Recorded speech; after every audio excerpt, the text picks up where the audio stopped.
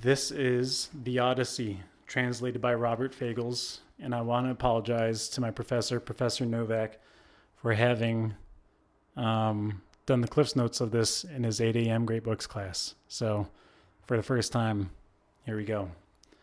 Book 1, Athena Inspires the Prince. Sing to me of the man, Muse, the man of twists and turns, driven time and again off course, once he had plundered the hallowed heights of Troy. Many cities of men he saw and learned their minds. Many pains he suffered, heartsick on the open sea, fighting to save his life and bring his comrades home. But he could not save them from disaster, hard as he strove. The recklessness of their own ways destroyed them all, the blind fools.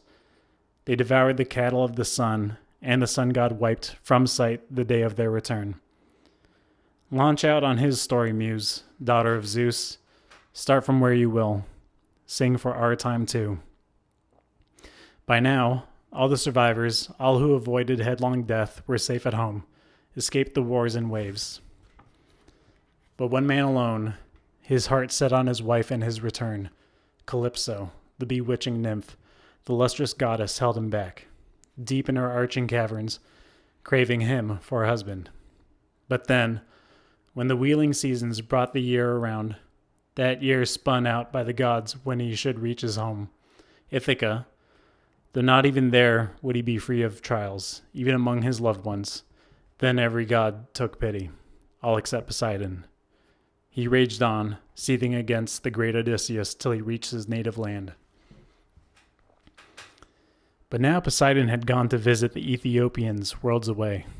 Ethiopians off at the farthest limits of mankind, a people split in two, one part where the sun god sets and part where the sun god rises. There, Poseidon went to receive an offering, bulls and rams by the hundred. Far away at the feast, the sea lord sat and took his pleasure. But the other gods, at home in Olympian Zeus's halls, met for full assembly there, and among them now the father of men and gods was first to speak, sorely troubled, remembering handsome Aegisthus, the man Agamemnon's son, renowned Orestes, killed. Recalling Aegisthus, Zeus harangued the immortal powers. Ah, how shameless, the way these mortals blame the gods. From us alone, they say, come all their miseries, yes, but they themselves, with their own reckless ways, compound their pains beyond their proper share. Look at Aegisthus now. Above and beyond his share, he stole Atreides' wife. He murdered the warlord coming home from Troy, though he knew it meant his own total ruin. Far in advance, we told him so ourselves, dispatching the guide, the giant killer Hermes. Don't murder the man, he said. Don't court his wife. Beware, revenge will come from Orestes, Agamemnon's son. That day he comes of age and longs for his native land. So Hermes warned, with all the goodwill in the world. But would Aegisthus' hardened heart give way? Now he pays the price, all at a single stroke. And sparkling-eyed Athena drove the matter home. Father, son of Cronos, our high and mighty king, surely he goes down to a death he earned in full.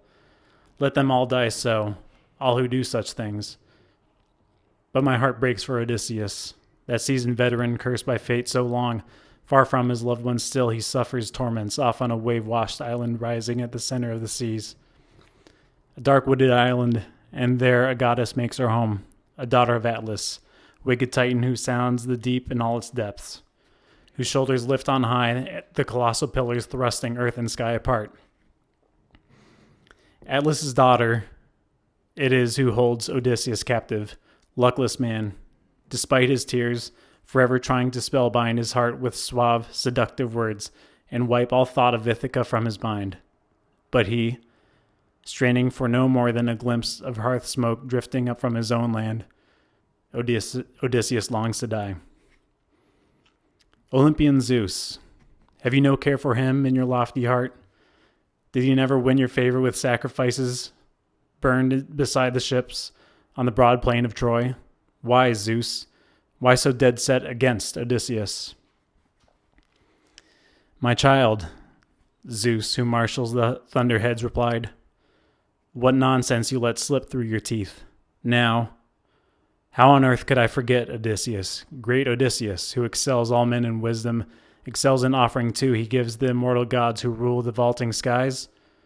No, it's the earth shaker, Poseidon, unappeased, forever fuming against him for the Cyclops whose giant eye he blinded, godlike Polyphemus, towering over all the Cyclops clans in power.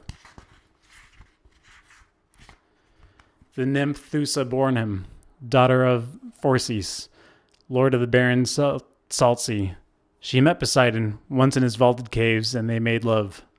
And now, for his blinded son, the earthquake god, though he won't quite kill Odysseus, drives him far off course from native land. But come, all of us here put heads together now. Work out his journey home so Odysseus can return. Lord Poseidon, I trust, will let his anger go. How can he stand his ground against the will of all the gods at once? One god alone.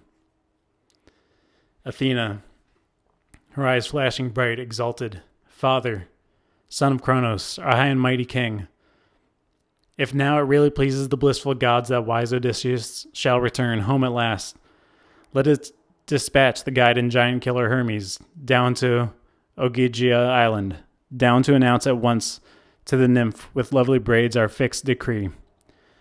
Odysseus journeys home. The exile must return.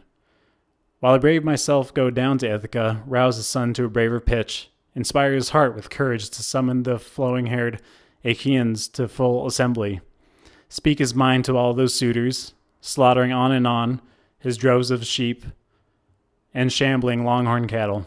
Next, I will send him off to Sparta and sandy Pylos, there to learn of his dear father's journey home. Perhaps he will hear some news and make his name throughout the mortal world. So Athena vowed, and under her feet she fastened the supple sandals, ever-glowing gold, that wing her over the waves and boundless earth with a rush of gusting winds. She seized the rugged spear tipped with a bronze point, weighted, heavy. The massive shaft she wields to break the lines of heroes the mighty father's daughter storms against. And down she swept from Olympus's craggy peaks and lit on Ithaca, standing tall at Odysseus's gates, the threshold of his court. Gripping her bronze spear, she looked for all the world like a stranger now, like Mentes, lord of the Taphians. There she found the swaggering suitors, just then amusing themselves with rolling dice before the doors, lounging on hides of oxen they had killed themselves. While heralds and brisk attendants bustled round them, some at the mixing bowls mulling wine and water, others wiping the tables down with sopping sponges, setting them out in place. Still other servants jointed and carved the great sides of meat. First by far to see her was Prince Telemachus, sitting among the suitors, hard obsessed with grief. He could almost see his magnificent father here, in the mind's eye. If only he might drop from the clouds and drive these suitors all in a rout throughout the halls and regain his pride of place and rule his own domains. Daydreaming so, as he sat among the suitors, he glimpsed Athena now, and straight to the porch he went, mortified that a guest might still be standing at the doors. Pausing beside her there, he clasped her right hand and, relieving her at once of her long bronze spear, met her with winged words. "Greetings, stranger. Here in our house you'll find a royal welcome. Have supper first, then tell us what you need." He led the way, and Pallas Athena followed. Once, in the high-roofed hall, he took her lance and fixed it firm in a burnished rack against a sturdy pillar, there were row on row of spears. Embattled Odysseus' spears stood stacked and waiting. Then he escorted her to a high, elaborate chair of honor. Over it draped a cloth, and here he placed his guest with a stool to rest her feet. But for himself, he drew up a low reclining chair beside her, richly painted, clear of the press of suitors. Concerned his guest, offended by their uproar, might shrink from food in the midst of such a mob. He hoped, what's more, to ask her about his long-lost father. A maid brought water soon in a graceful golden pitcher, and over a silver basin tipped it out so they might rinse their hands, then pulled a gleaming table to their side. A state housekeeper brought on bread to serve them, appetizers aplenty too, lavish with her bounty. A carver lifted platters of meat toward them, meats of every sort, and set beside them golden cups, and time and again a page came round and poured them wine. But now the suitors trooped in with all their swagger and took their seats on low and high-backed chairs. Heralds poured water over their hands for rinsing, serving maids brought bread, heaped high in trays, and the young men brimmed the mixing bowls with wine. They reached out for the good things that lay at hand, and when they'd put aside desire for food and drink, the suitors set their minds on other pleasures, song and dancing, all that crowns a feast. A herald placed an ornate lyre in Phemius's hands, the bard who always performed among them there. They forced the man to sing. A rippling prelude, and no sooner had he struck up his rousing song than Telemachus, head close to Athena's sparkling eyes, spoke low to his guests so no one else could hear. "Dear stranger, would you be shocked by what I say? Look at them over there, not a care in the world, just lyres and tunes. It's easy for them, all right. They feed on another's goods and go scot-free. A man whose white bones lie strewn in the rain somewhere, rotting away on land, or rolling down the ocean's salty swells. But that man, if they caught sight of him home in Ithaca, by God, they'd all pray to be faster on their feet than richer in bars of gold and heavy robes. But now, no use. He's died a wretched death. No comforts left for us, not even if someone somewhere says he's coming home. The day of his return will never dawn. Enough. Tell me about yourself now, clearly, point by point. Who are you? Where are you from? Your city? Your parents? What sort of vessel brought you? Why did the sailors land you here in Ithaca? Who did they say they are? I hardly think you came this way on foot. And let me tell this for a fact. I need to know. Is this your first time here? Or are you a friend of father's? I guess from the old days. Once, crowds of other men would come to our house on visits. Visitor that he was, when he walked among the living. Her eyes glinting, goddess Athena answered, "My whole story, of course. I'll tell it point by point. Wise old Anchialus was my father. My own name is Mentes, lord of the Taphian men who love their oars. And here I've come just now with ship and crew, sailing the wine-dark sea to foreign ports of call, to Tamizi, out for bronze, our cargo gleaming iron. Our ship lies moored off farmlands far from town, riding in Rithron Cove, beneath Mount Neon's woods. As for the ties between your father and myself, we've been friends forever, I'm proud to say, and he would bear me out. If you went and questioned old Lord Laertes, he would bear me out. He, I gather, no longer ventures into town, but lives a life of hardship, all to himself, off on his farmstead with an aged serving woman who tends him well, who gives him food and drink when weariness has taken hold of his withered limbs from hauling himself along his vineyard's steep slopes. And now I've come. And why? I heard that he was back. Your father, that is, but no. The gods thwart his passage. Yet I tell you, great Odysseus is not dead. He's still alive. Somewhere in this wild world, held captive out at sea, on a wave-washed island, and hard men, savages, somehow hold him back against his will. Wait. I'll make you a prophecy. One the immortal gods have planted in my mind. It will come true, I think. Though I am hardly a seer or know the flights of birds. He won't be gone long from the native land he loves, not even if iron shackles bind your father down. He's plodding away to journey home at last. He's never at a loss. But come, please, tell me about yourself now, point by point. You're truly Odysseus' son? You've sprung up so. Uncanny resemblance, the head and the fine eyes. I see him now. How often we used to meet in the old days before he embarked for Troy, where other Argive captains, all the best men, sailed in the long curved ships. From then to this very day, I've not set eyes on Odysseus, or he on me." And young Telemachus cautiously replied, "I'll try, my friend, to give you a frank answer. Mother has always told me I'm his son, it's true, but I'm not so certain. Who on his own has ever really known who gave him life? Would to God I've been the son of a happy man whom old age overtook in the midst of his possessions. Now, think of the most unlucky mortal ever born. Since you ask me, yes, they say I am his son." Still, the clear-eyed goddess reassured him, trust me. The gods have not marked out your house for such an unsung future. Not if Penelope has borne a son like you. But tell me about all this and spare me nothing. What's this banqueting? This crowd carousing here? What part do you play yourself? Some wedding feast, some festival? Hardly a potluck supper, I would say. How obscenely they lounge and swagger here. Look, gorging in your house. Why, any man of sense who chanced among them would be outraged seeing such behavior. Ready Telemachus took her up at once. Well, my friend, seeing you want to probe and press the question, once this house was rich, no doubt, beyond reproach, when the man you mentioned still lived here at home.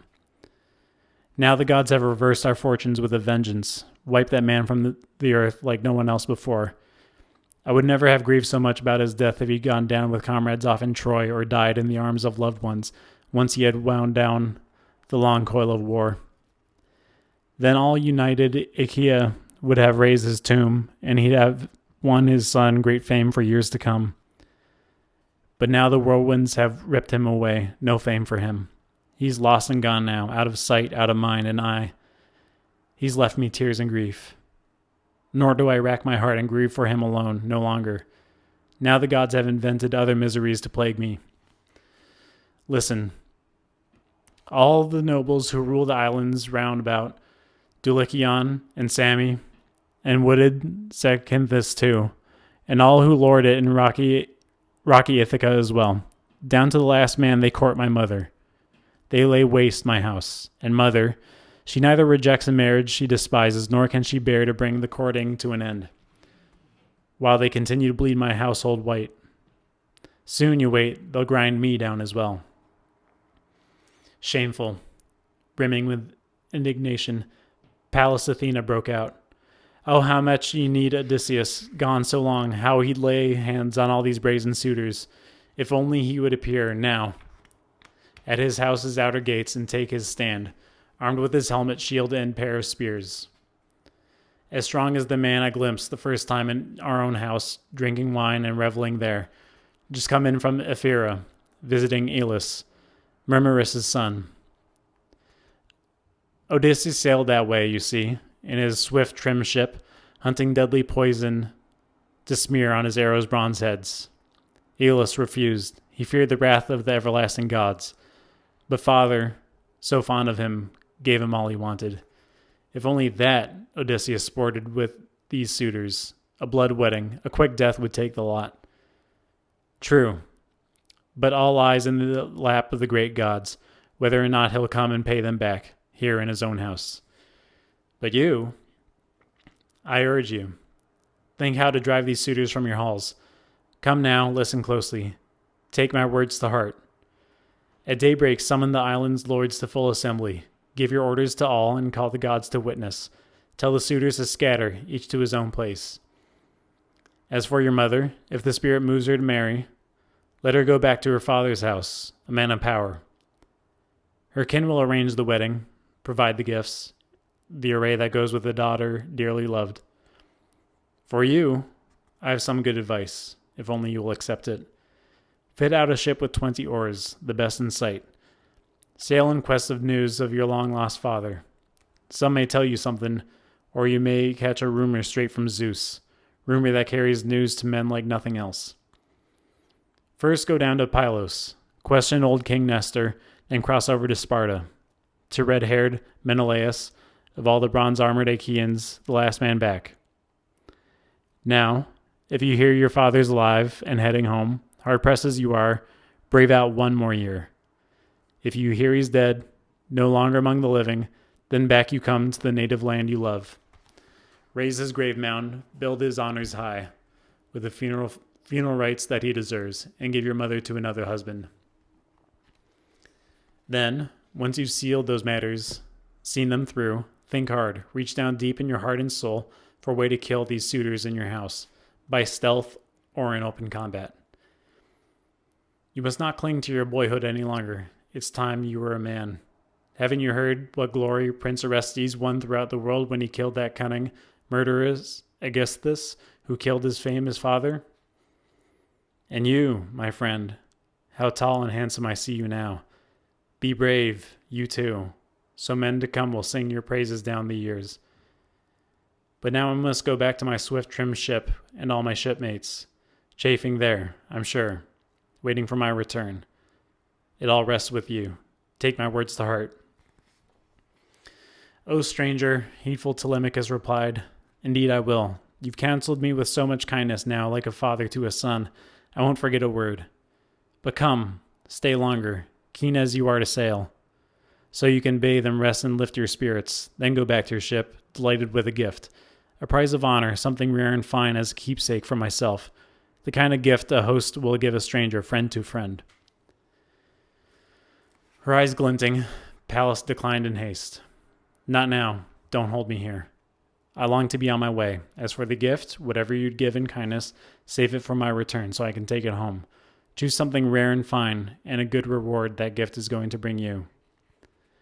With that promise, off and away Athena, the bright-eyed goddess, flew, like a bird in soaring flight, but left his spirit filled with nerve and courage.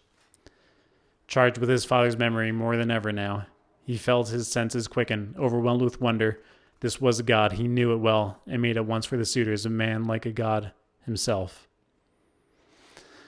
Amidst them still, the famous bard sang on, and they sat in silence, listening as he performed the Achaeans' journey home from Troy, all the blows Athena doomed them to endure. And now, from high above in a room and deep in thought, she caught his inspired strains. Icarius' daughter, Penelope, wary and reserved, and down the steep stair from her chamber she descended, not alone. 2 of her women followed close behind. That radiant woman, once she reached her suitors, drawing her glistening veil across her cheeks, paused now where a column propped the sturdy roof, with one of her loyal handmaids stationed either side.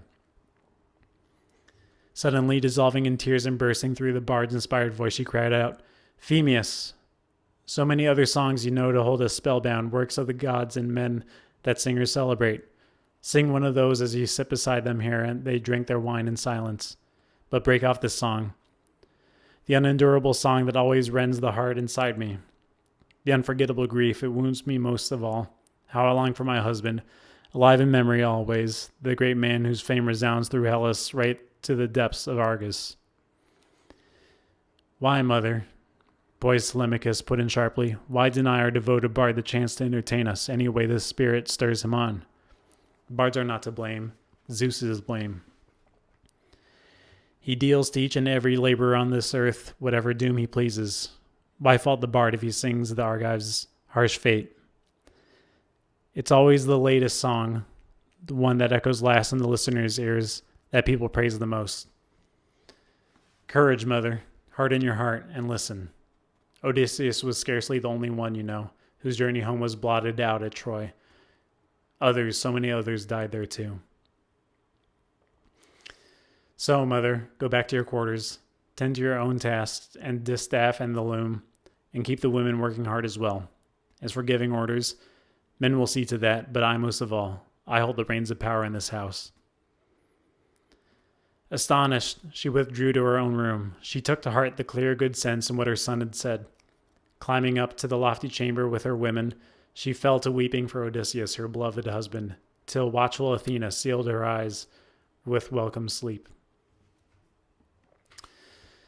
But the suitors broke into uproar through the shadowed halls, all of them lifting prayers to lie beside her, share her bed, until discreet Telemachus took command. You suitors who play my mother, you insolent overweening, for this evening let us dine and take our pleasure. No more shouting now. What a fine thing it is to listen to such a bard as we have here. The man sings like a god. But at first light, we all march forth to assembly, take our seats so I can give my orders and say to you straight out, you must leave my palace. See to your feasting elsewhere, devour your own possessions, house to house by turns. But if you decide the fare is better, richer here, destroying one man's goods and going scot-free, all right then, carve away. But I'll cry out to the everlasting gods in hopes that Zeus will pay you back with a vengeance, all of you destroyed in my house while I go scot-free myself. So Telemachus declared, and they all bit their lips, amazed the prince could speak with so much daring. Eupeithes' son Antinous broke their silence. Well, Telemachus, only the gods could teach you to sound so high and mighty, such brave talk. I pray that Zeus will never make you king of Ithaca, though your father's crown is no doubt yours by birth. But cool-headed Telemachus countered firmly. Antinous, even though my words may offend you, I'd be happy to take the crown if Zeus presents it. You think that nothing worse could befall a man? It's really not so bad to be a king. All at once your palace grows in wealth, your honors grow as well. But there are hosts of other Achaean princes, look, young and old, crowds of them on our island here, and in any of the lot might hold the throne. Now great Odysseus is dead, but I'll be lord of my own house and servants, all that King Odysseus won for me by force. And now Eurymachus, Polybus' son, stepped in. Surely this must lie in the gods' lap, Telemachus, which Achaean will lord it over Seeger at Ithaca. Do hold on to your own possessions, rule your house. God forbid that anyone tear your holdings from your hands while men still live in Ithaca. But about your guest, dear boy, I have some questions. Where does he come from? Where is his country, his birth, his father's old estates? Did he bring some news of your father, his return? Or did he come on business of his own? How he leapt to his feet and off he went. No waiting around for proper introductions, and no mean man, not by the looks of him, I'd say. Eurymachus, Telemachus answered shrewdly. Clearly my father's journey home is lost forever. I no longer trust in rumors from the blue, nor bother with any prophecy when mother calls some wizard into the house to ask him questions. As for the stranger, though, the man's an old family friend, from Taphos, wise Anchialus' son. He says his name is Mentes, lord of the Taphian men who love their oars. So he said, but deep in his mind he knew the immortal goddess. Now the suitors turned to dance and song, to the lovely beat and sway, waiting for dusk to come upon them there. And the dark night came upon them, lost in pleasure. Finally, to bed, each to his own house. Telemachus, off to his bedroom built in the fine courtyard, a commanding, lofty room set well apart, retired too, his spirit swarming with misgivings. His devoted nurse attended him, bearing a glowing torch. Euryclea, the daughter of Ops, Pisanor's son. Laertes had paid a price for the woman years ago, still in the bloom of youth. He traded 20 oxen, honored her on a par with his own loyal wife at home, but fearing the queen's anger, never shared her bed. She was his grandson's escort now and bore a torch, for she was the one of all the maids who loved the prince the most. She'd nursed him as a baby. He spread the doors of his snug, well-made room, sat down on the bed and pulled his soft shirt off, tossed it into the old woman's conscientious hands, and after folding it neatly, patting it smooth, she hung it up on a peg beside his corded bed, then padded from the bedroom, drawing the door shut with a silver hook, sliding the door bolt home with its rawhide strap. There all night long, wrapped in his sheep's warm fleece, he weighed in his mind the course Athena charted. Book 2. Telemachus Sets Sail.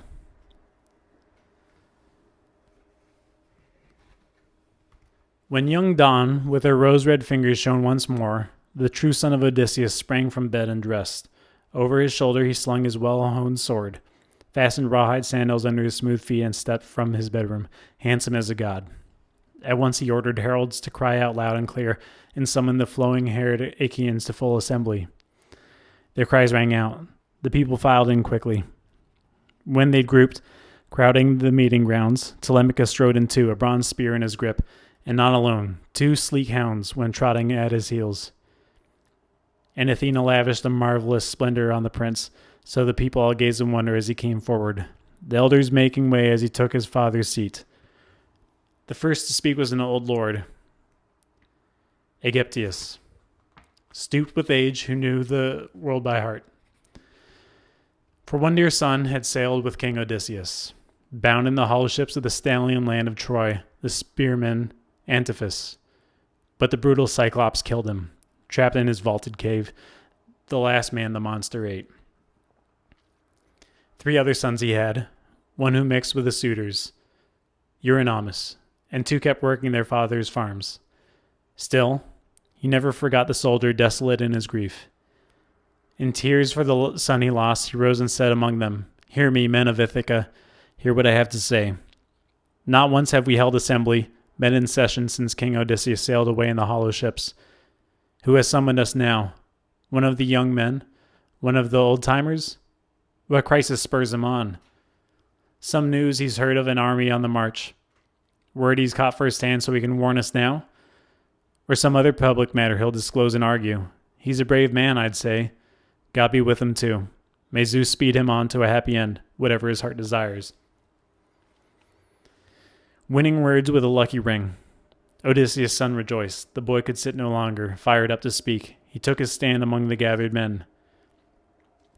The herald Pisanor, skilled in customs ways, put the staff in his hand, and then the prince, addressing old Aegyptius first, led off with, "Sir, that man is not far off. You'll soon see for yourself. I was the one who called us all together. Something wounds me deeply. Not news I've heard of an army on the march. Word I've caught firsthand so I can warn you now, or some other public matter I'll disclose and argue. No, the crisis is my own. Trouble has struck my house, a double blow. First, I have lost my noble father who ruled among you years ago, each of you here, and kindly as a father to his children. But now this. A worse disaster that soon will grind my house down, ruin it all, and all my worldly goods in the bargain. Suitors plague my mother against her will, sons of the very men who are your finest here. They'd sooner die than approach her father's house, so Icarius himself might see to his daughter's bridal hand, her to whom he likes, whoever meets his fancy. Not they. They infest our palace day and night. They butcher our cattle, our sheep, our fat goats, feasting themselves sick, spilling our glowing wine as if there's no tomorrow. All of it squandered. Now we have no man like Odysseus in command to drive this curse from the house. We ourselves, we're hardly the ones to fight them off. All we do is parade our wretched weakness. A boy inept at battle. Oh, I'd swing to attack if I had the power in me. By God, it's intolerable what they do. Disgrace. My house a shambles. You should be ashamed yourselves, mortified in the face of neighbors living round about. Fear the gods' wrath before they will in outrage and make these crimes recoil on your heads. I beg you by Olympian Zeus, by Themis too, who sets assemblies free and calls us into session. Stop, my friends. Leave me alone to pine away in anguish. Unless, of course, you think my noble father Odysseus did the Achaean army damage, deliberate harm, and to pay me back you do me harm, deliberately setting these parasites against me. Better for me if you were devouring all my treasure, all my cattle. If you were the ones, we'd make amends in no time. We'd approach you for reparations round the town, demanding our goods till you'd return the lot. But now, look, you load my heart with grief. There's nothing I can do. Filled with anger, down on the ground he dashed the speaker's scepter, bursting into tears. Pity seized the assembly. All just sat there silent. No one had the heart to reply with harshness. Only Antinous, who found it in himself to say, "So high and mighty, Telemachus, such unbridled rage. Well now, fling your accusations at us? Think to pin the blame on us? You think again. It's not the suitors here who deserve the blame. It's your own dear mother, the matchless queen of cunning. Look here, for 3 years now, getting on to 4, she's played it fast and loose with all our hearts, building each man's hopes, dangling promises, dropping hints to each, but all the while with something else in mind. This was her latest masterpiece of guile. She set up a great loom in the royal halls, and she began to weave, and the weaving fine spun. The yarn endless, and she would lead us on. Young men, my suitors, now that King Odysseus is no more, go slowly, keen as you are to marry me, until I can finish off this web. So my weaving won't all fray and come to nothing. This is a shroud for old Lord Laertes for that day when the deadly fate lays us out. At last will take him down. I dread the shame my countrymen would heap upon me. Yes, if a man of such wealth should lie in state without a shroud for cover. Her very words, and despite our pride and passion, we believed her.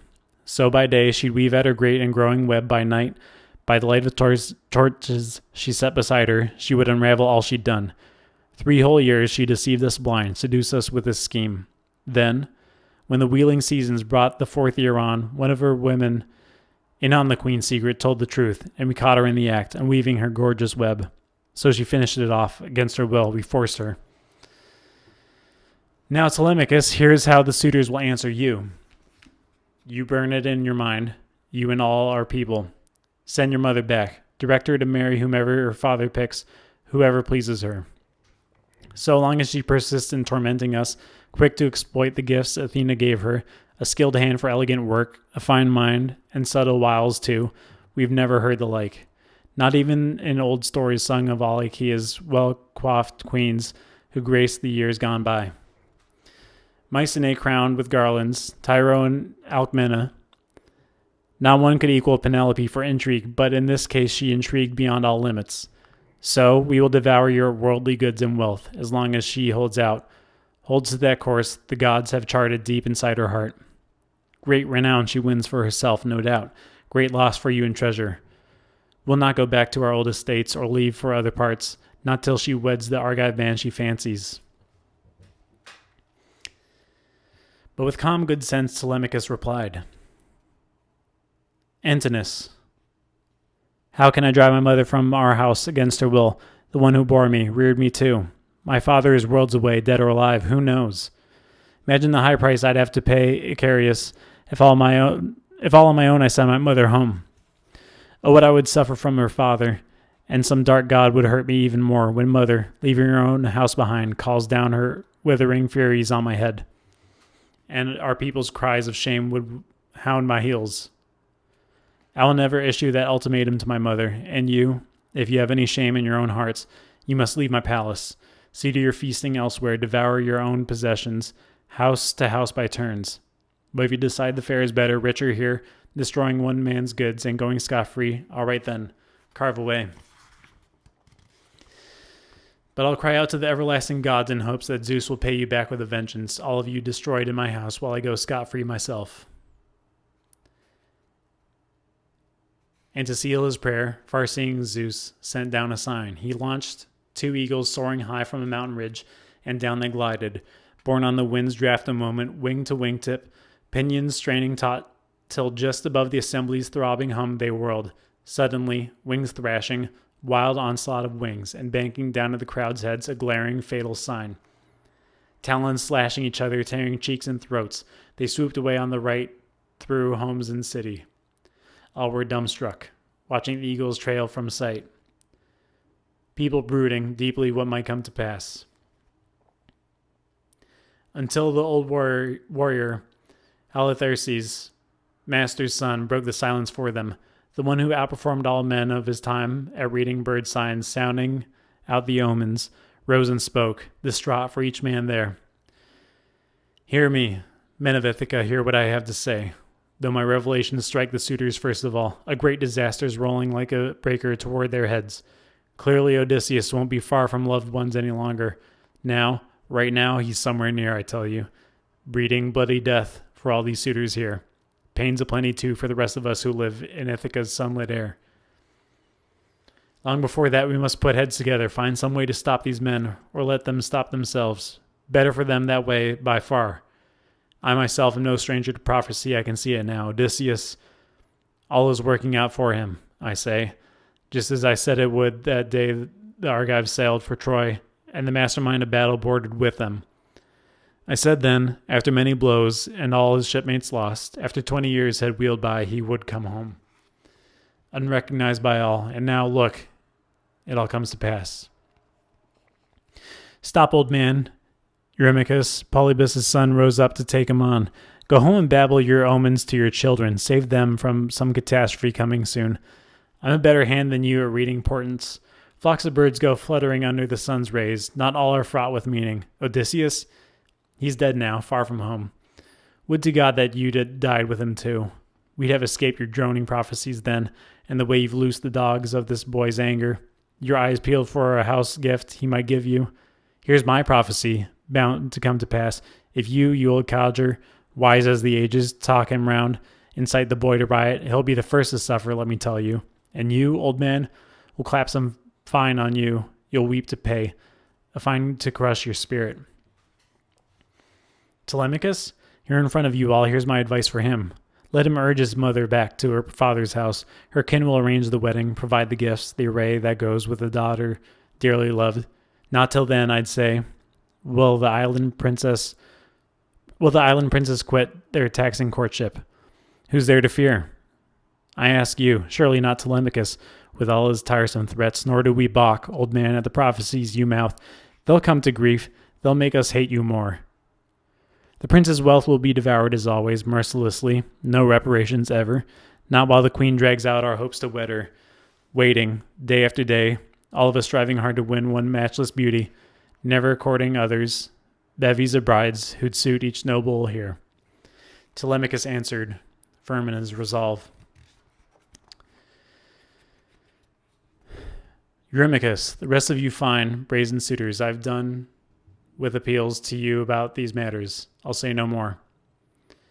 The gods know how things stand, and so do all the Achaeans. And now all I ask is a good swift ship and a crew of 20 men to speed me through my passage out and back. I'm sailing off to Sparta, sandy Pylos too, for news of my long-lost father's journey home. Someone may tell me something, or I may catch a rumor straight from Zeus, rumor that carries news to men like nothing else. Now, if I hear my father's alive and heading home, hard-pressed as I am, I'll brave out one more year. If I hear he's dead, no longer among the living, then back I'll come home to the native land I love, raise his grave mound, build his honors high, with the full funeral rites that he deserves, and give my mother to another husband. A declaration, and the prince sat down. His mentor took the floor. Odysseus, friend in arms, to whom the king, sailing off to Troy, committed his household, ordering one and all to obey the old man, and he would keep things steadfast and secure. With deep concern for the realm, he rose and warned, Hear me, men of Ithaca. Hear what I have to say. Never let any sceptered king be kind and gentle now, not with all his heart, or set his mind on justice. No, let him be cruel and always practice outrage. Think. Not one of the people whom he ruled remembers Odysseus now, that godlike man, and kindly as a father to his children. I don't grudge these arrogant suitors for a moment, weaving their violent works with all their wicked hearts. They lay their lives on the line when they consume Odysseus' worldly goods, blinding their violence, telling themselves that he'll come home no more. But all the rest of you, how you rouse my fury. Sitting there in silence, never word put forth to curb these suitors, paltry few as they are, and you so many. Mentor, Eonor's son, Leocritus, rounded on him, shouting, Rabble-rousing fool. Now what's this talk? Goading them on to try and hold us back? It's uphill work, I warn you, fighting a force like ours for just a meal. Even if Odysseus of Ithaca did arrive in person to find us well-bred suitors feasting in his halls, and the man were hell-bent on routing us from the palace, little joy would his wife derive from his return, for all her yearning. Here on the spot, he'd meet a humiliating end if he fought against such odds. You're talking nonsense. Idiocy. No more. Come, dissolve the assembly. Each man return to his holdings. Mentor and Halitherses can speed our young prince on, his father's doddering friends since time began. He'll sit tight a good long while, I trust, scrabbling for news right here in Ithaca. He'll never make that trip. This broke up the assembly, keen to leave. The people scattered quickly, each to his own house, while the suitors strolled back to King Odysseus' palace. Telemachus, walking the beach now, far from others, washed his hands in the foaming surf and prayed to Pallas. Dear God, hear me. Yesterday you came to my house. You told me to ship out on the misty sea and learn if father, gone so long, is ever coming home. Look how my countrymen, the suitors most of all, the pernicious bullies, foil to each move I make. Athena came to his prayer from close at hand, for all the world with mentor's build and voice. And she urged him on with winging words. Telemachus, you lack neither courage nor sense from this day on. Not if your father's spirit courses through your veins. Now there was a man, I'd say, in words and action both. So how can your journey end in shipwreck or defeat? Only if you were not his stock. Penelope's too. Then I'd fear your hopes might come to grief. Few sons are the equals of their fathers, most fall short. All too few surpass them, but you, brave and adept from this day on, Odysseus' cunning has hardly given out in you. There is every hope that you will reach your goal. Put them out of your mind, these suitors, schemes, and plots. They are all madmen, not a shred of sense or decency in the crowd. Nor can they glimpse the death and black doom hovering just at their heads to crush them all in one short day. But you, the journey that stirs you now is not far off, not with the likes of me, your father's friend and yours, to rig you a swift ship and be your shipmate too. Now home you go and mix with the suitors there. But get your rations ready, pack them all in vessels, the wine in jars, the barley meal, the marrow of men's bones, and durable skins, while I make rounds in town and quickly enlist your crew of volunteers. Lots of ships in sea-girt Ithaca, old and new. I'll look them over, choose the best in sight, we'll fit her out and launch her into the sea at once. And so Athena, daughter of Zeus, assured him. No lingering now, he heard the goddess's voice, but back he went to his house with aching heart, and there at the palace found the brazen suitors skinning goats in the courtyard, singeing pigs for roasting. Antinous, smiling warmly, sauntered up to the prince, grasped his hand and coaxed him, savoring his name. Telemachus, my high and mighty, fierce young friend, no more nursing those violent words and actions now. Come, eat and drink with us, just like the old days. Whatever you want, our people will provide. A ship and a picked crew to speed you to holy Pylos, out for the news about your noble father. But self-possessed Telemachus drew the line. Antinous, now how could I dine with you in peace and take my pleasure, you ruffians carousing here? Isn't it quite enough that you, my mother's suitors, have ravaged it all, my very best, these many years, while I was still a boy? But now that I'm full grown and can hear the truth from others, absorb it too, now yes, that the anger seethes inside me. I'll stop at nothing to hurl destruction at your heads, whether I go to Pylos or sit tight here at home.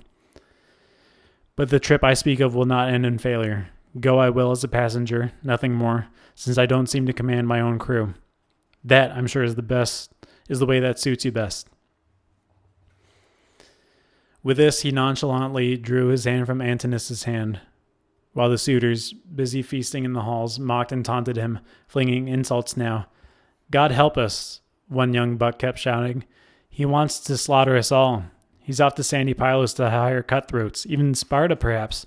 So hot to have our heads. Why, he'd rove as far as Ephyra's dark, rich soil and run back home with lethal poison, slip it into the bowl and wipe us out with drink. Who knows? Another young blade up and ventured. Often that hollow ship of his, he might just drown. Far from his friends, a drifter like his father. What a bore. He'd double our work for us, splitting up his goods, parceling out his house to his mother and the man who weds the queen. So they scoffed, but Telemachus headed down to his father's storeroom, broad and vaulted, piled high with gold and bronze, chests packed with clothing, vats of redolent oil, and there, standing in close ranks against the wall, were jars of seasoned mellow wine holding the drink unmixed inside them. Fit for a god, waiting the day Odysseus, worn by hardship, might come home again. Doors, snugly fitted, doubly hung, were bolted shut, and a housekeeper was in charge by night and day. Her care, her vigilance guarding all those treasures, Eurycleia, the daughter of Ops, Bisenor's son. Telemachus called her into the storeroom. Come, nurse, draw me off some fine wine in smaller traveling jars. Mellow, the finest vintage you've been keeping. Next to what you reserve for our unlucky king, in case Odysseus might drop in from the blue and cheat the deadly spirits, make it home. Fill me an even dozen, seal them tightly. Pour me barley in well-stitched leather bags, 20 measures of meal, your stone ground best. But no one else must know. These rations now, put them all together, I'll pick them up myself. Toward evening, just about the time that mother climbs to her room and thinks of turning in. I'm sailing off to Sparta, sandy Pylos too, for news of my dear father's journey home. Perhaps I'll catch some rumor. A wail of grief, and his fond old nurse burst out in protest, sobbing. Why, dear child, what craziness got into your head? Why bent on rambling over the face of the earth? A darling only son. Your father's worlds away, God's own Odysseus, dead in some strange land. And these brutes here just wait. The moment you're gone, they'll all be scheming against you, kill you by guile. They will, and carve your birthright up in pieces. No, sit tight here, guard your own things here. Don't go roving over the barren salt sea. No need to suffer so. Courage, old woman. Thoughtful Telemachus tried to reassure. There's a God who made this plan. But swear you won't say anything to my mother. Not till 10 or a dozen days have passed, or she misses me herself and learns I'm gone. She mustn't mar her lovely face with tears. The old one swore a solemn oath to the gods, and vowing she would never breathe a word, quickly drew off wine in 2-eared jars and poured barley in well-stitched leather bags. Telemachus returned to the hall and joined the suitors. Then, bright-eyed Pylos thought of one more step. Disguised as the prince, the goddess roamed through town, pausing beside each likely crewman giving orders. Gather beside our ship at nightfall, be there. She asked Noemon, Phronius' generous son, to lend her a swift ship. He gladly volunteered. The sun sank and the roads of the world grew dark. Now the goddess hauled the swift ship down to the water, stowed in her all the tackle well-rigged vessels carry, moored her well away to the harbor's very mouth, and once the crew had gathered, rallying around, she heartened every man. Then bright-eyed Pylos thought of one last thing. She went to King Odysseus' halls, and there she showered sweet oblivion over the suitors, dazing them as they drank, knocking cups from their hands. No more loitering now, their eyes weighed down with sleep. They rose and groped through town to find their beds. But calling the prince outside his timbered halls, taking the bill and voice of mentor once again, flashing-eyed Athena urged him on. Telemachus, your comrades at arms are ready at the oars, waiting for your command to launch. So come on with our voyage now, we're wasting time. And Pallas Athena sped away in the lead, as he followed in her footsteps, man and goddess.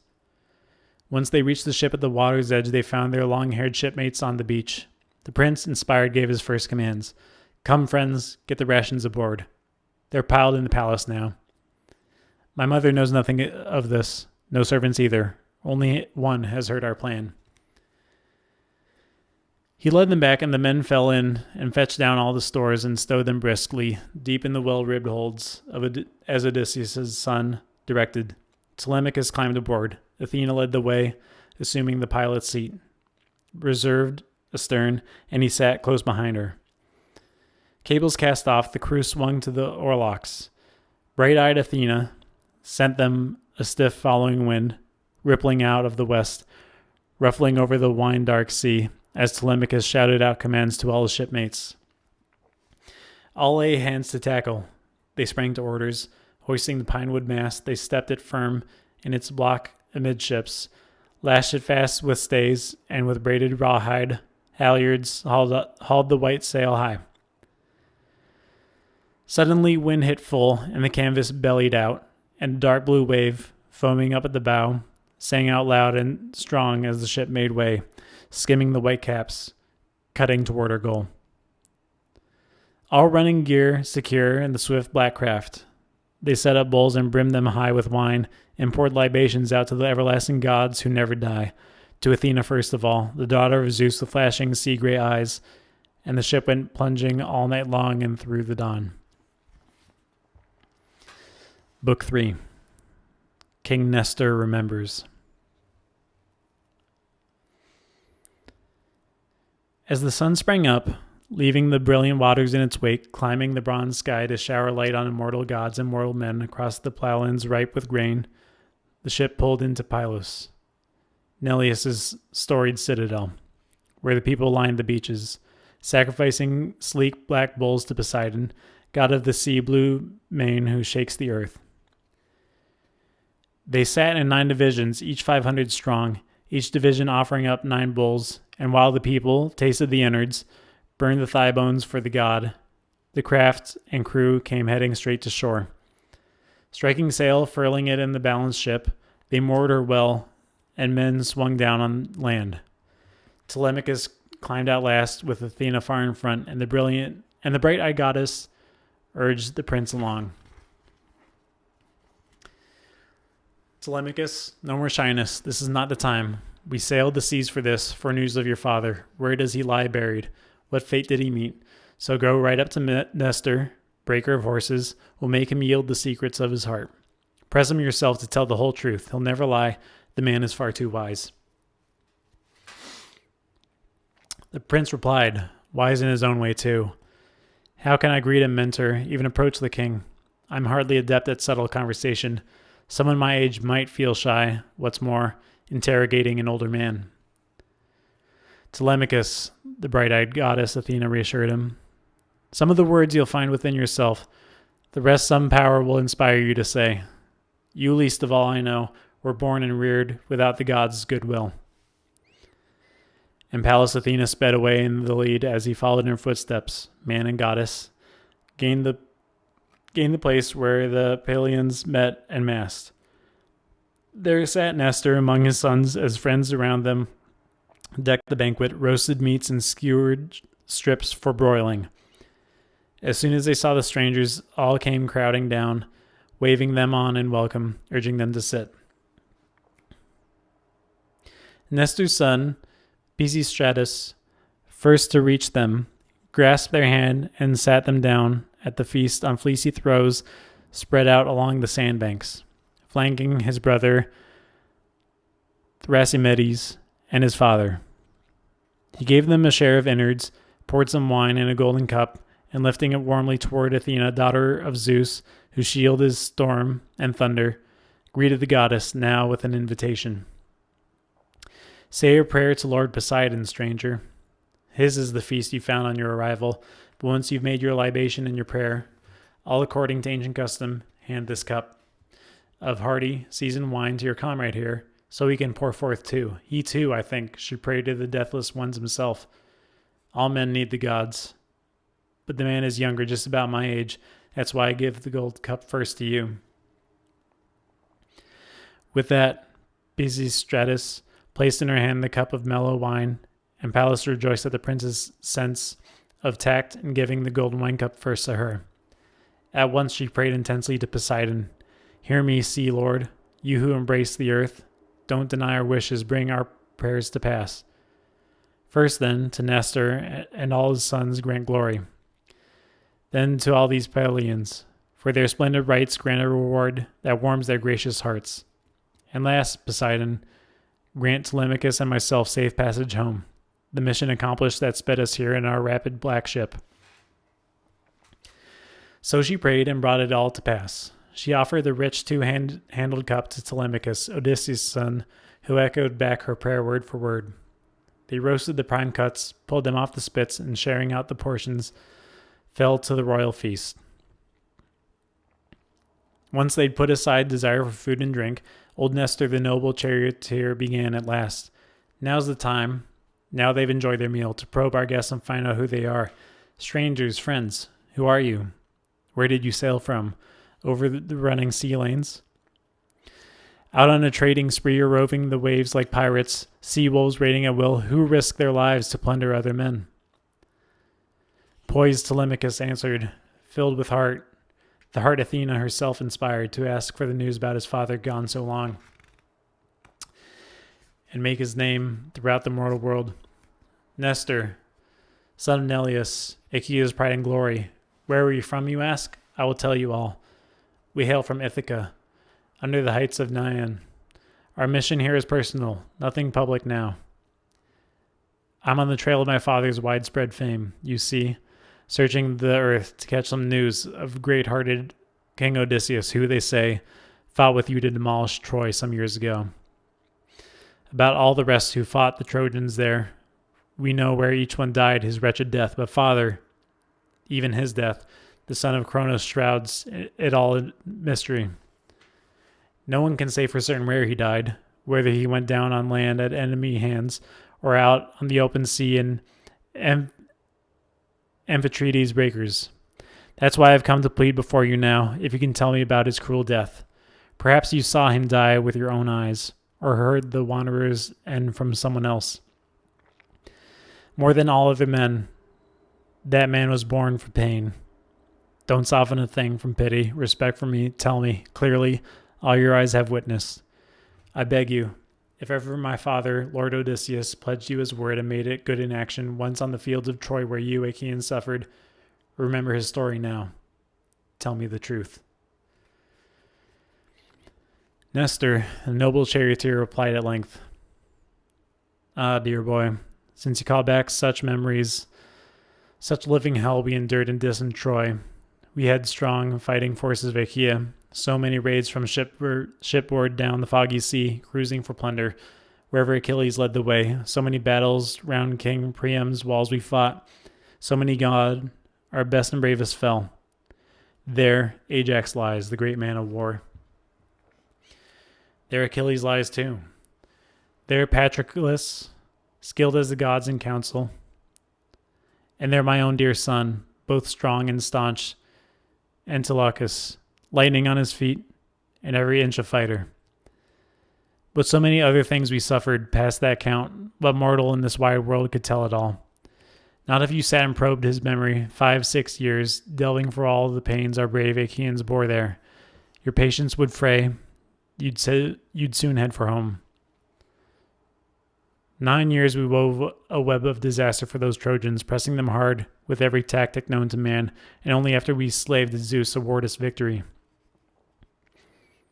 And no one there could hope to rival Odysseus, not for sheer cunning. At every twist of strategy he excelled us all, your father, yes, if you're in fact his son. I look at you, and a sense of wonder takes me. Your way with words, it's just like his. I'd swear no youngster could ever speak like you, so apt, so telling. As long as I and great Odysseus soldiered there, why, never once did we speak out at odds, neither in open muster nor in royal council. Forever one in mind, in judgment balanced shrewd, we mapped our army's plans so things might turn out best. But then once we'd sacked King Priam's craggy city, Zeus contrived in his heart a fatal homeward run for all the Achaeans who were fools, at least, dishonest too. So many met a disastrous end thanks to the lethal rage of the mighty father's daughter. Eyes of fire, Athena set them feuding. Atreus' 2 sons, they summoned all the Achaean rank to muster. Rashly, just at sunset, no hour to rally troops, and in they straggled, sodden with wine, our heroes. The brothers harangued them, told them why they'd met. A crisis, Menelaus urging the men to fix their minds on the voyage home across the sea's broad back, but it brought no joy to Agamemnon, not at all. He meant to detain us there and offer victims, anything to appease Athena's dreadful wrath. Poor fool, he never dreamed Athena would not comply. The minds of the everlasting gods don't change so quickly. So the 2 of them stood there, wrangling back and forth, till the army sprang up, their armor clashing, ungodly uproar. The 2 plans split the ranks. That night we barely slept, seething with hard feelings against our own comrades, for Zeus was brooding over us, poised to seal our doom. At dawn, half of us hauled our vessels down to sea. We stowed our plunder, our sashed and lovely women. But half the men held back, camped on the beach, waiting it out for Agamemnon's next commands, while our contingent embarked. We pushed off and sailed at a fast clip, as God smoothed out the huge troughing swells. We reached Tenedos quickly. Sacrifice of the gods, the crews keen for home. But a quick return was not in Zeus's plans, not yet. That cruel power loosed the cursed feud on us once again. Some swung their rolling warships hard about. Odysseus sailed them back, the flexible, wily king, veering over to Agamemnon, now to shore his fortunes up. But not I. Massing the ships that came in my flotilla, I sped away as the gods' mischief kept on brewing, dawning on me now. And Tydeus's fighting son, Diomedes, fled too, rousing all his comrades. Late in the day, the red-haired Menelaus joined us, overtook us at Lesbos, debating the long road home, whether to head north over the top of rocky Chios, skirting Syri, keeping that island off to port, or run south of Chios, by Mimas' gusty cape. We asked the god for a sign. He showed us one. Here just to cut out on the middle passage. Straight to Euboea now. Escape a catastrophe, fast as we could sail. A shrilling wind came up, stiff, driving us on and on. We raced over the sea lanes rife with fish, and we made Geraestus Point in the dead of night. Many thighs of bulls we offered Poseidon there. Thank God we crossed that endless reach of sea. Then on the fourth day, out the crews of Diomedes, breaker of horses, moored their balanced ships at Argos' port. But I held course for Pylos, yes. And never once did the good strong wind go limp from the first day the god unleashed its blast. And so, dear boy, I made it home from Troy in total ignorance, knowing nothing of their fates, the ones who stayed behind, who escaped with their lives and who went down. But still, all I've gathered by hearsay sitting here in my own house, that you'll learn. It's only right. I'll hide nothing now. They say the Myrmidons, those savage spearmen led by the shining son of lion-hearted Achilles, traveled home unharmed. Philoctetes, the gallant son of Poeas, safe as well. Idomeneus brought his whole contingent back to Crete, all who'd escaped the war. The sea snatched none from him. But Atreus' son of Agamemnon, you yourselves even in far-off Ithaca must have heard how he returned, how Augustus hatched the king's horrendous death. But what a price he paid in blood and suffering. Ah, how fine it is when a man is brought down to leave a son behind. Orestes took revenge. He killed that cunning, murderous Augustus who'd killed his famous father. And you, my friend, how tall and handsome I see you now. Be brave, you too. So men to come will sing your praises down the years. Telemachus, weighing the challenge closely, answered, O Nestor, son of Neleus, Achaea's pride and glory. What a stroke of revenge that was. All Achaeans will spread Orestes' fame across the world, a song for those to come. If only the gods would arm me in such power, I'd take revenge on the lawless, brazen suitors riding roughshod over me, plotting reckless outrage. But for me the gods have spun out no such joy. All for my father, for myself. I must bear up, that's all. And the old charioteer replied, Now that you mention it, dear boy, I do recall a mob of suitors, they say, besets your mother there in your own house against your will and plots your ruin. Tell me though, do you let yourself be so abused, or do people round about, stirred up by the prompting of some god, despise you now? Who knows if he will return someday to take revenge on all their violence? Single-handed, perhaps, or with an Argive army at his back. If only the bright-eyed goddess chose to love you just as she lavished care on brave Odysseus years ago in the land of Troy where we Achaeans struggled. I've never seen the immortals show so much affection as Pylos openly showed him, standing by your father. If only she'd favor you, tend you with all her heart. Many a suitor then would lose all thought of marriage, blotted out forever. Never, your majesty, Telemachus countered gravely. That will never come to pass, I know. But what you say dumbfounds me, staggers imagination. Hope as I will, that day will never dawn, not even if the good God should will it so. Telemachus, Pallas Athena broke in so sharply, her eyes afire. What's this nonsense slipping through your teeth? It's light work for a willing God to save a mortal, even half the world away. Myself, I'd rather sail through years of trouble and labor home and see that blessed day than hurry home and to die at my own hearth like Agamemnon, killed by Augustus' cunning, by his own wife. But the great leveler, death, not even the gods can defend a man, not even one they love, that day when fate takes hold and lays him out at last. Mentor, wise Telemachus said, distraught as we are for him, let's speak of this no more. My father's return is inconceivable now. Long ago the undying gods have sealed his death, his black doom. But now there's another question I would put to Nestor. Nestor excels all men for sense and justice, his knowledge of the world. 3 generations he has ruled, they say, and to my young eyes he seems a deathless god. Nestor, son of Neleus, tell me the whole story. How did the great king Agamemnon meet his death? Where was Menelaus? What fatal trap did he set? that treacherous Aegisthus to bring down a man far stronger than himself. Was Menelaus gone from Achaean Argos, roving the world somewhere, so the coward found the nerve to kill the king? And old Nestor, the noble charioteer, replied, "Gladly, my boy. I'll tell you the story first to last. Right you are. You guess what would have happened if red-haired Menelaus, arriving back from Troy, had found Aegisthus alive in Agamemnon's palace.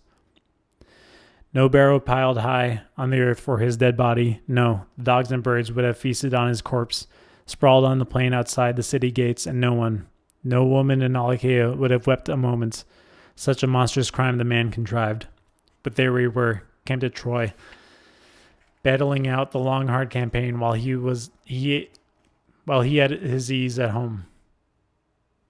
In the depths of Argos, stallion country, he lay siege to the wife of Agamemnon, luring, enticing her with talk. At first, true, she spurned the idea of such an outrage. Clytemnestra, the queen, her will was faithful still, and there was a man, what's more, a bard close by, to whom Agamemnon, setting sail for Troy, gave strict commands to guard his wife. But then, that day the doom of the gods had bound her to surrender. Aegisthus shipped the bard away to a desert island, marooned him there, sweet prize for the birds of prey, and swept her off to his own house, lover lusting for lover. And many thigh bones he burned on the gods' holy altars. Many gifts he hung out on the temple walls, gold, brocades, and thanks for a conquest past his maddest hopes. Now we, you see, were sailing home from Troy in the same squadron, Menelaus and I, comrades in arms from years of war. But as we rounded a holy Sonian, Athens' headland, Lord Apollo attacked Atreides' helmsman. With his gentle shafts, he shot the man to death. An iron grip on the tiller, the craft scudding fast. Phrontis, Onoter's son, who excelled all men alive at steering ships when gales bore down in fury. So Menelaus, straining to sail on, was held back till he could bury his mate with fitting rites. But once he got off too, plowing the wine-dark sea in his ribbed ships and made a run to Malia's beetling cape, far-seeing Zeus decided to give the man rough sailing, poured a hurricane down upon him, shrilling winds, giant, rearing white caps, monstrous mountains high. There at a stroke he cut the fleet in half and drove one wing to Crete, where Sidonians make their homes along the Yardanus River. Now there's a sheer cliff plunging steep to the surf at the farthest edge of Gorton, out in the mist-bound sea, where the south wind piles breakers, huge breakers, lifted the headland's horn toward Phaestus, with only a low reef to block the crushing tides. In they sailed, and barely escaped their death. The ship's crews, that is. The rollers smashed their hulls against the rocks, but as for the other 5 with pitch-black prows, the wind and current swept them on toward Egypt. So Menelaus, amassing a hoard of stores and gold, was off cruising his ships to foreign ports of call, while Aegisthus hatched his vicious work at home. 7 years he lorded over Mycenae, rich in gold. Once he'd killed Agamemnon, he ground the people down. But the 8th year ushered in his ruin. Prince Orestes, home from Athens, yes, he cut him down, that cunning, murderous Aegisthus who killed his famous father. Vengeance done, he held a feast for the Argives, to bury his hated mother, craven Aegisthus too. The very day Menelaus arrived, lord of the war cry, freighted with all the wealth his ships could carry. So you, dear boy, take care. Don't rove from home too long, too far, leaving your own holdings unprotected. Crowds in your palace so brazen, they'll carve up all your wealth, devour it all, and then your journey here will come to nothing. Still, I advise you, urge you to visit Menelaus. He's back from abroad at last, from people so removed you might abandon hope of ever returning home, once the winds had driven you that far off course, into to sea so vast not even cranes could wing their way in 1 year's flight. So vast it is, so awesome. So off you go with your ships and shipmates now, or if you'd rather go by land, there's team and chariot. My son's at your service too, and they'll escort you to sunny Lacedaemon, home of the red-haired king. Press him yourself to tell the whole truth. He'll never lie. The man is far too wise.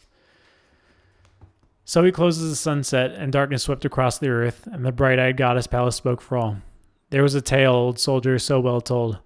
Come, cut out the victims' tongues and mix the wine. So once we poured libations out to the sea lord, and every other god will think of sleep. High time, the lights already sunk in the western shadows. It's wrong to linger at the gods' feast. We must be on our way.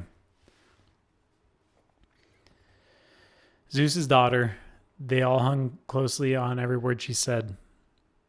Heralds sprinkled water over their hands for rinsing. The young men brimmed the mixing bowls with wine. They tipped first drops for the god in every cup, then poured full rounds for all. They rose and flung the victims' tongues on the fire and poured libations out. When they'd poured and drunk to their heart's content, Athena and Prince Telemachus both started up to head for their ship at once. But Nestor held them there, objecting strongly. Zeus forbid, and the other deathless gods as well, that you resort to your ship and put my house behind like a rank paupers without a stitch of clothing. No piles of rugs, no blankets in his place, for hosts and guests to slumber in soft and comfort. Why, I've plenty of fine rugs and blankets here. No, by God, the true son of my good friend Odysseus won't bed down on a ship's deck, not while I'm alive, or my sons are left at home to host our guests, whoever comes to our palace, newfound friends. Dear old man, you're right, Athena exclaimed, her eyes brightening now. Telemachus should oblige you, much the better way. Let him follow you now, sleep in your halls, but I'll go back to our trim black ship. Hearten the crew and give each man his orders. I'm the only veteran in their ranks, I tell you. All the rest of an age with brave Telemachus are younger men who sailed with him as friends.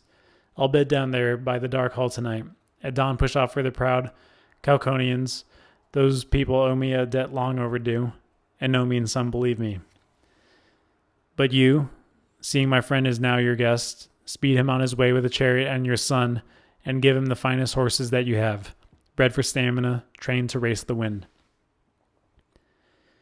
With that, the bright-eyed goddess winged away in an eagle's form in flight. Amazement fell on the Achaeans there. The old king, astonished by what he'd seen, grasped Telemachus' hand and cried out to the prince, Dear boy, never fear you'll be a coward or defenseless, not if at your young age the gods will guard you so. Of all who dwell in Olympus, this was none but she, Zeus's daughter, the glorious one, his third born, who prized your gallant father among the Argives. Now, O queen, be gracious, give us high renown, myself, my children, my loyal wife and queen, and I will make you a sacrifice, a yearling heifer, broad in the brow, unbroken, never yoked by men. I'll offer it up to you. I'll sheathe its horns in gold. So he prayed, and Pallas Athena heard his prayer, and Nestor, the noble chariot driver, led them on, his sons and sons-in-law, back to his regal palace. Once they reached the storied halls of the aged king, they sat on rows of low and high-backed chairs. As they arrived, the old man mixed them all in a bowl, stirring the hearty wine, seasoned 11 years before a servant broached it, loosed its seal. Mulling it in the bowl, old Nestor poured a libation out, praying hard to Pallas Athena, daughter of Zeus, whose shield is storm and thunder. Once they had poured their offerings, drunk their fill, the Pylians went to rest, each in his own house. But the noble chariot driver let Telemachus, King Odysseus' son, sleep at the palace now, on a corded bed inside the echoing colonnade, with Prince Pisistratus close beside him there. The young spearman, already captain of armies, though the last son still unwed within the halls. The king retired to chambers deep in his lofty house, where the queen, his wife, arranged and shared their bed. When young dawn, with her rose fingers, shone once more, old Nestor, the noble chariot driver, climbed from bed, went out and took his seat on the polished stones. A bench glistening white, rubbed with glossy oil, placed for the king before his looming doors. There Neleus held his sessions years ago, a match for the gods in council, but his fate had long since forced him down to death.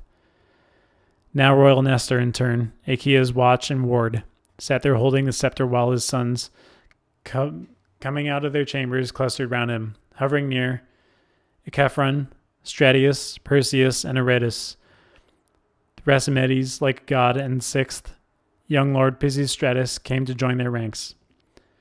They escorted Prince Telemachus in to sit beside them. Nestor, Noble charioteer began the celebration. Quickly, my children, carry out my wishes now, so I may please the gods. Athena first of all. She came to me at Poseidon's flowing feast. Athena in all her glory. Now someone go to the fields to fetch a heifer. Lead her here at once. A herdsman drive her in. Someone hurry down to Prince Telemachus' black ship and bring up all his crewmen. Leave just 2 behind. And another tell our goldsmith, skilled Laerces, to come and sheath the heifer's horns in gold. The rest stay here together. Tell the maids inside the hall to prepare a sumptuous feast. Bring seats and firewood. Bring pure water too. They all pitched in to carry out his orders. The heifer came from the fields, the crewman came from brave Telemachus' ship, and the smith came in with all his gear in hand, the tools of his trade, the anvil, the hammer, and well-wrought tongs he used for working gold. And Athena came as well, to attend her sacred rites. The old horseman passed the gold to the smith, and twining the foil, he sheathed the heifer's horns so the goddess's eyes might dazzle, delighted with the gift. Next, Stratius and Achephron led the beast by the horns. Aretus, coming up from the storeroom, brought them lustral water, filling a flower-braided bowl. In his other hand, the barley in a basket. Thrasymedes, staunch in combat, stood ready, whetted axe in his gasp to cut the heifer down, and Perseus held the basin for the blood. Now Nestor, the old charioteer, began the rite. Pouring the lustral water, scattering barley meal, he lifted up his ardent prayers to Pallas Athena, launching the sacrifice, flinging into the fire the first tufts of hair from the victim's head. Prayers said, the scattering, barley strewn, suddenly Nestor's son, impetuous Thrasymedes, strode up close and struck. The axe chopped the neck's tendons through, and the blow stunned the heifer's strength. The women shrilled their cry. Nestor's daughters, sons and wives, and his own loyal wife, Eurydice, Clymenus' eldest daughter. Then, hoisting up the victim's head from the trampled earth, they held her fast as the captain of men, Pisistratus, slashed her throat. Dark blood gushed forth, life ebbed from her limbs. They quartered her quickly, cut the thigh bones out, and all according to custom wrapped them round in fat. A double fold sliced clean and topped with strips of flesh. And the old king burned these over dried split wood, and over the fire poured out glistening wine, while young men at his side held 5-pronged forks. Once they burned the bones and tasted the organs, they sliced the rest into pieces, spitted them on skewers, and raising points to the fire, boiled all the meats. During the ritual, lovely Polycaste, youngest daughter of Nestor, Neleus' son, had bathed Telemachus, rinsing him off now. Rubbing him down with oil, she drew a shirt and a handsome cape around him. Out of his bath he stepped, glistening like a god, strode in and sat by the old commander Nestor. They roasted the prime cuts, pulled them off the spits, and sat down to the feast, while ready stewards sawed rounds of wine and kept the gold cups flowing. When they'd put aside desire for food and drink, Nestor, the noble chariot driver, issued orders. Hurry, my boys, bring Telemachus' horses, a good full-maned team. Hitch them to a chariot, he must be off at once. They listened closely, snapped to his commands, and hitched the rapid team to a chariot's yoke in haste. A housekeeper stowed some bread and wine aboard, and meats too, food fit for the sons of kings. Telemachus vaulted into the splendid chariot. Right beside him, Nestor's son Pisistratus, captain of armies, boarded, seized the reins, whipped the team to run, and on the horses flew, holding nothing back, out into open country, leaving the heights of Pylos fading in their trail, shaking the yoke across their shoulders all day long. The sun sank, and the roads and the world grew dark as they reached Phaera, pulling up to Diocles' halls, the son of Ortilochus, son of the Alpheus River. He gave them a royal welcome. There they slept the night. When young Dawn, with her rose fingers, shone once more, they yoked their pair again, mounted the blazoned car, and out through the gates and echoing colonnade they whipped the team to a run, and on they flew, holding nothing back. And the princes reached the wheatlands, straining now for journey's end. So fast those purebred stallions raced them on, as the sun sank and the roads of the world grew dark. Book 4. The King and Queen of Sparta.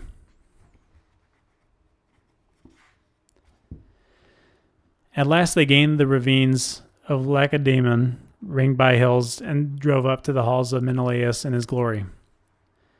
They found the king inside his palace celebrating with throngs of kinsmen a double wedding feast for his son and lovely daughter, the princess he was sending on to the son of great Achilles, breaker of armies. Years ago Menelaus vowed. He nodded to send a Troy pledged to her hand, and now the gods were sealing firm the marriage. So he was sending her on her way with team and chariot, north to the Myrmidons, famous city governed by her groom. From Sparta he brought Elector's daughter as the bride for his own full-grown son, the hardy Megapenthes, born to him by a slave. To Helen the gods had granted no more offspring once she had borne her first child, the breathtaking Hermione, a luminous beauty, gold as Aphrodite. So now they feasted within the grand high-roof palace, all the kin and clansmen of Menelaus in his glory, reveling warmly here as in their midst. An inspired bard sung out and struck his lyre, and through them a pair of tumblers dashed and sprang, whirling and leaping handsprings leading on the dance. The travelers, Nestor's shining son and Prince Telemachus, had brought themselves and their horses to a standstill just outside the court when the good lord Odysseus, passing through the gates now, saw them there, and the ready eight-in arms of Menelaus took the message through his sovereign's halls, and stepping close to his master broke the news. Strangers have just arrived, your majesty. Menelaus, 2 men, but they look like the king of mighty Zeus himself. Tell me, should we unhitch their team for them, or send them to someone free to host them well? The red-haired king took great offense at that. Never a fool before, Odysseus, son of Boethus. Now I see you're babbling like a child. Just think of all the hospitality we enjoyed at the hands of other men before we made it home. And God save us from such hard treks in years to come. Quick, unhitch their team and bring them in, strangers' guests, to share our flowing feast. Back through the halls he hurried, calling out to other brisk attendants to follow quickly. They loosed the sweating team from under the yoke, tethered them fast by reins inside the horse stalls, tossing feet at their hoofs, white barley mixed with wheat, and canted the chariot up against the polished walls. Shimmering in the sun, then ushered in their guests into the magnificent place. Both struck by the sight, they marveled up and down the house of the warlord dear to Zeus. Radiant strong as the moon, a rising sun came flooding through the high-roofed halls of illustrious Menelaus. Once they'd feasted their eyes with gazing at it all, into the burnished tubs they climbed and bathed. When women had washed them, rubbed them down with oil, and drawn warm fleece and shirts around their shoulders, they took up seats of honor next to Atrides Menelaus. The maid brought water soon in a graceful golden pitcher, and over a silver basin tipped it out so they might rinse their hands, then pulled a gleaming table to their side. A staid housekeeper brought on bread to serve them, appetizers aplenty too, lavish with her bounty. As the carver lifted platters of meat toward them, meats of every sort, and set before them golden cups, the red-haired King Menelaus greeted both guests warmly. Help yourselves to food, and welcome. Once you've dined, we'll ask you who you are, but your parents' blood is hardly lost in you. You must be born of kings, bred by the gods to wield the royal scepter. No mean men could sire sons like you. With those words, he passed them a fat, rich loin with his own hands, the choicest part, that he'd been served himself. They reached for the good things that lay outspread, and when they put aside the desire for food and drink, Telemachus, leaning his head close to Nestor's son, spoke low to the prince so no one else could hear. Look, Pisistratus, joy of my heart, my friend, the sheen of bronze, the blaze of gold and amber, silver, ivory too, through all this echoing mansion. Surely Zeus's court on Olympus must be like this, the boundless glory of all this wealth inside. My eyes dazzle. I am struck with wonder. But the red-haired warlord overheard his guest, and cut in quickly with winged words for both. No man alive could rival Zeus, dear boys. with his everlasting palace and possessions. But among men, I must say, few if any could rival me in riches.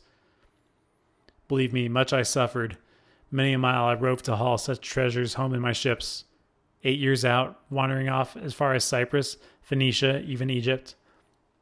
I reached the Ethiopians, Sidonians, Arabians, Libya too, where lambs no sooner spring from the womb than they grow horns. 3 times in circling year the ewes give birth, so no one, neither king nor shepherd, could want for cheese or mutton, or sweet milk either. Udders swell for the sucklings round the year. While I roamed those lands, amassing a fortune, a stranger killed my brother. Blind to the danger, dupe blind, thanks to the cunning of his cursed, murderous queen. So I rule all this wealth with no great joy. You must have heard my story from your fathers, whoever they are, what hardships I endured, how I lost this handsome palace built for the ages, filled to its depths with hordes of gorgeous things. Well, would to God I'd stay right there in my own house with a third of all that wealth, and they were still alive, all who died on the wide plain of Troy those years ago, far from the stallion land of Argus. And still, much as I weep for all my men, grieving sorely, time and again, sitting here in the royal halls, now indulging myself in tears, now brushing tears away, the grief that numbs the spirit gluts us quickly. For none of all those comrades, pained as I am, do I grieve as much for one. That man who makes sleep hateful, even food, as I pore over his memory, no one, no Achaean labored as hard as Odysseus labored, or achieved so much. And how did his struggles end? In suffering for that man. For me, in relentless, heartbreaking grief for him. Lost and gone so long now, dead or alive, who knows? How they must mourn him too, Laertes, the old man, and self-possessed Penelope. Telemachus as well, the boy he left a babe in arms at home. Such memories stirred in the young prince a deep desire to grieve for Odysseus. Tears streamed down his cheeks and wet the ground when he heard his father's name, both hands clutching his purple robe before his eyes. Menelaus recognized him at once, but pondered whether to let him state his father's name or probe him first and prompt him step by step. While he debated all this now within himself, Helen emerged from her scented lofty chambers, striking as Artemis with her golden shafts, and a train of women followed. Adresti drew up her carved reclining chair. Alcippe brought a carpet of soft piled fleece. Philo carried her silver basket given by Alcandra. King Polybus's wife, who made his home in Egyptian Thebes, where the houses overflow with the greatest troves of treasure. The king gave Menelaus a pair of bathing tubs in silver, 2 tripods, 10 bars of gold, and apart from these, his wife presented Helen her own precious gifts. A golden spindle, a basket that ran on casters, solid silver polished off with rims of gold. Now Philo, her servant, rolled it in beside her, heaped to the brim with yarn prepared for weaving, the spindle swathed in violet wool lay tipped across it. Helen leaned back in her chair, a stool beneath her feet, and pressed her husband at once for each detail. Do we know, my lord Menelaus, who our visitors claim to be, or welcome new arrivals? Right or wrong, what can I say? My heart tells me to come right out and say I've never seen such a likeness, neither man nor woman. I'm amazed at the sight. To the life, he's like the son of great Odysseus. Surely he's Telemachus, the boy that hero left a babe in arms at home when all you Achaeans fought at Troy, launching your headlong battles just for my sake. Shameless whore that I was. My dear, red-haired king assured her. Now that you mention it, I see the likeness too. Odysseus's feet were like the boy's, his hands as well, his glancing eyes, his head, and the fine shock of hair. Yes, and just now, as I was talking about Odysseus, remembering how he struggled, suffered, all for me, a flood of tears came streaming down his face, and he clutched his purple robe before his eyes. Right you are, Pisistratus stepped in quickly, son of Atreus, King Menelaus, captain of armies. Here is the son of that great hero, as you say. But the man is modest. He would be ashamed to make a show of himself his first time here, and interrupt you. We delight in your voice as if some god were speaking. The noble horseman Nestor sent me along to be his escort. Telemachus yearned to see you, so you could give him some advice or urge some action.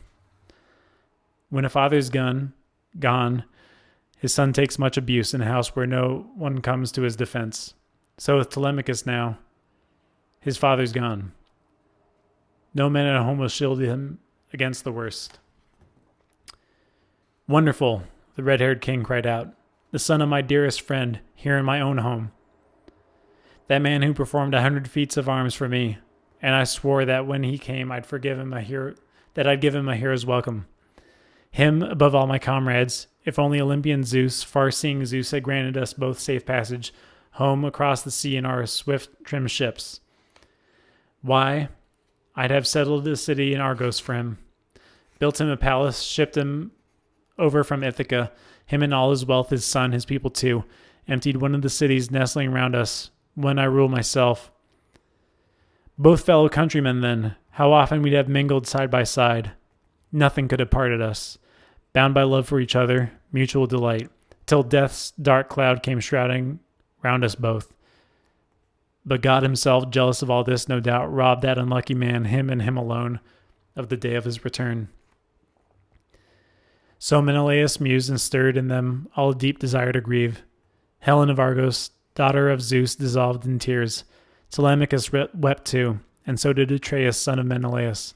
Nor could Nestor's son Pisistratus stay dry-eyed, remembering now his gallant brother Antilochus, cut down by Memnon, splendid son of the morning.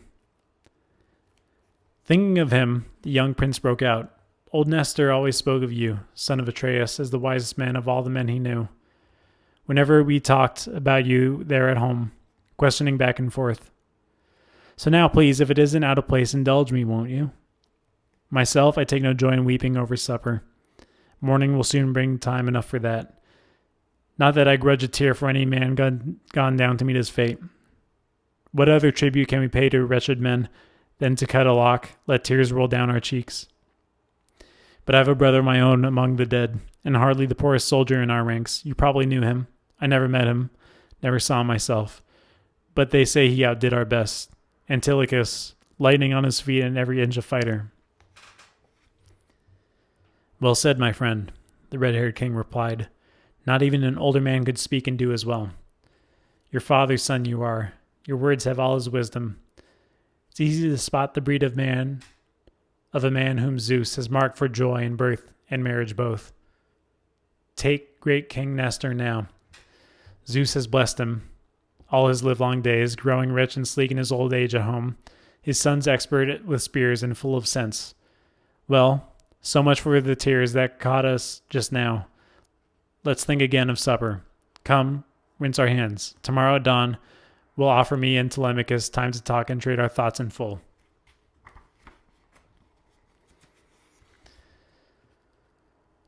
Asphalion quickly rinsed their hands with water. Another King Menelaus' ready aids in arms. Again they reached for the good things set before them.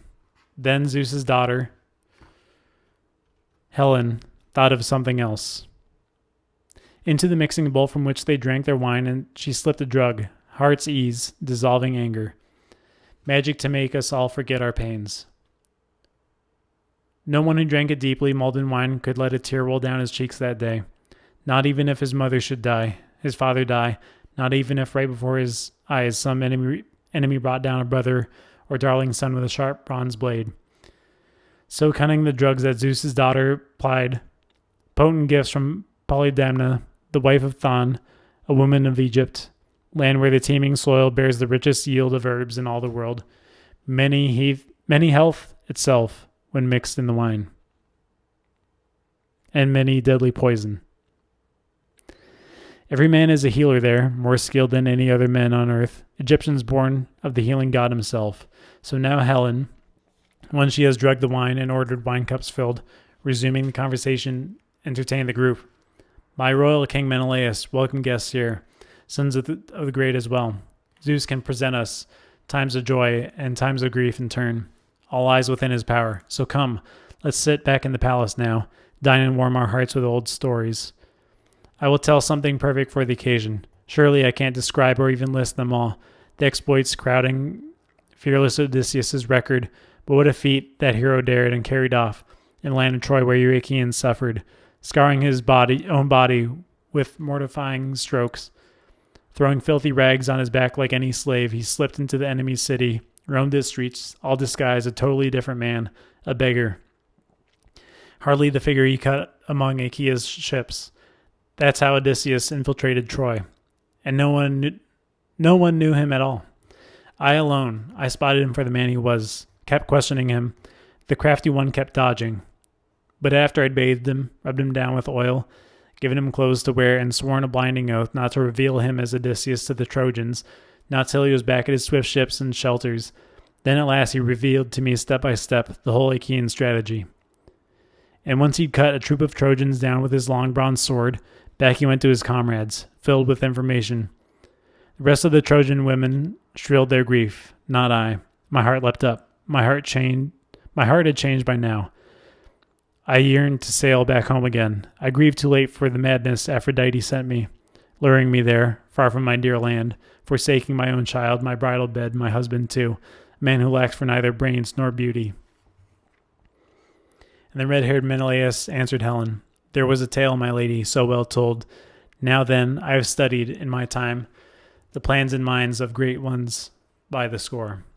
And I have traveled over a good part of the world, but never once have I laid eyes on a man like him. What a heart that fearless Odysseus had inside him. What a piece of work the hero dared and carried off in the wooden horse where all our best encamped, our champions armed with bloody death for Troy. When along you came, Helen, roused no doubt by a dark power, bent on giving Troy some glory, and dashing Prince Deiphobus squired your every step. 3 times you sauntered round our hollow ambush, feeling, stroking its flanks, challenging all our fighters, calling each by name. Yours was the voice of all our long-lost wives.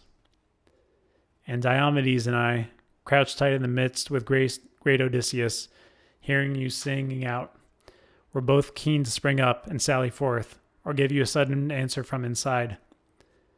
But Odysseus damped our ardor, reined us back.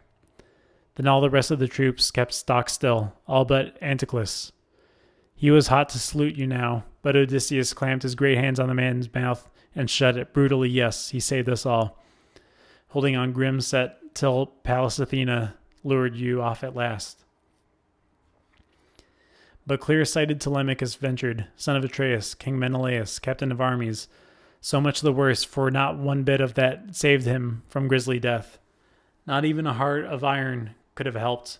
But come, send us off to bed. It's time to rest. Time to enjoy the sweet relief of sleep. And Helen briskly told her serving women to make beds in the porch's shelter, lay down some heavy purple throws for the beds themselves, and over them spread some blankets, thick woolly robes. A warm covering laid on top. Torches in hand, they left the hall and made up beds at once. The herald led the 2 guests on, and so they slept. Outside the palace under the forecourt's colonnade, young Prince Telemachus and Nestor's shining sun. Menelaus retired to chambers deep in his lofty house, with Helen, the pearl of women, loosely gowned beside him. When young Dawn, with her rose-red fingers, shone once more, the lord of the war cry climbed from bed and dressed. Over his shoulder he slung his well-honed sword, fastened rawhide sandals under his smooth feet, stepped from his bedroom, handsome as a god, and sat beside Telemachus, asking kindly, "Now, my young prince, tell me what brings you here to sunny Lacedaemon, sailing over the sea's broad back. A public matter or private? Tell me the truth now." And with all the poise he had, Telemachus replied, "Son of Atreus, King Menelaus, captain of armies, I came in the hope that you could tell me now some news about my father. My house is being devoured, my rich farms destroyed, my palace crammed with enemies, slaughtering on and on my droves of sheep and shambling longhorn cattle. Suitors plague my mother, the insolent overweening. That's why I've come to plead before you now, if you could tell me about his cruel death. Perhaps you saw him die with your own eyes or heard the wanderer's end from someone else. More than all the other men, that man was born for pain. Don't soften a thing from pity or respect for me. Tell me clearly, all your eyes have witnessed. I beg you, if ever my father, Lord Odysseus, pledged you his word and made it good in action, once on the fields of Troy where you Achaeans suffered, remember his story now. Tell me the truth. How shameful. The red-haired king burst out in anger. That's the bed of a brave man of war. They'd like to crawl inside, those spineless, craving cowards. Weak as the doe that beds down her fawns in a mighty lion's den, her newborn sucklings, then trails off to the mountain spurs and grassy bends to graze her fill. But back the lion comes to his own lair, and the master deals with fawns a ghastly, bloody death, just what Odysseus will deal that mob, ghastly death. Ah, if only Father Zeus, Athena, and Lord Apollo, that man who 2 years ago in the games at Lesbos rose to Philomelides' challenge, wrestled him, pinned him down with one tremendous throw, and the Argives roared with joy. If only that Odysseus sported with those suitors, a blood wedding, a quick death would take the lot. But about the things you've asked me so intently, I'll skew and sidestep nothing, not deceive you ever. Of all you told me, the old man of the sea who never lies, I'll hide or hold back nothing, not a single word.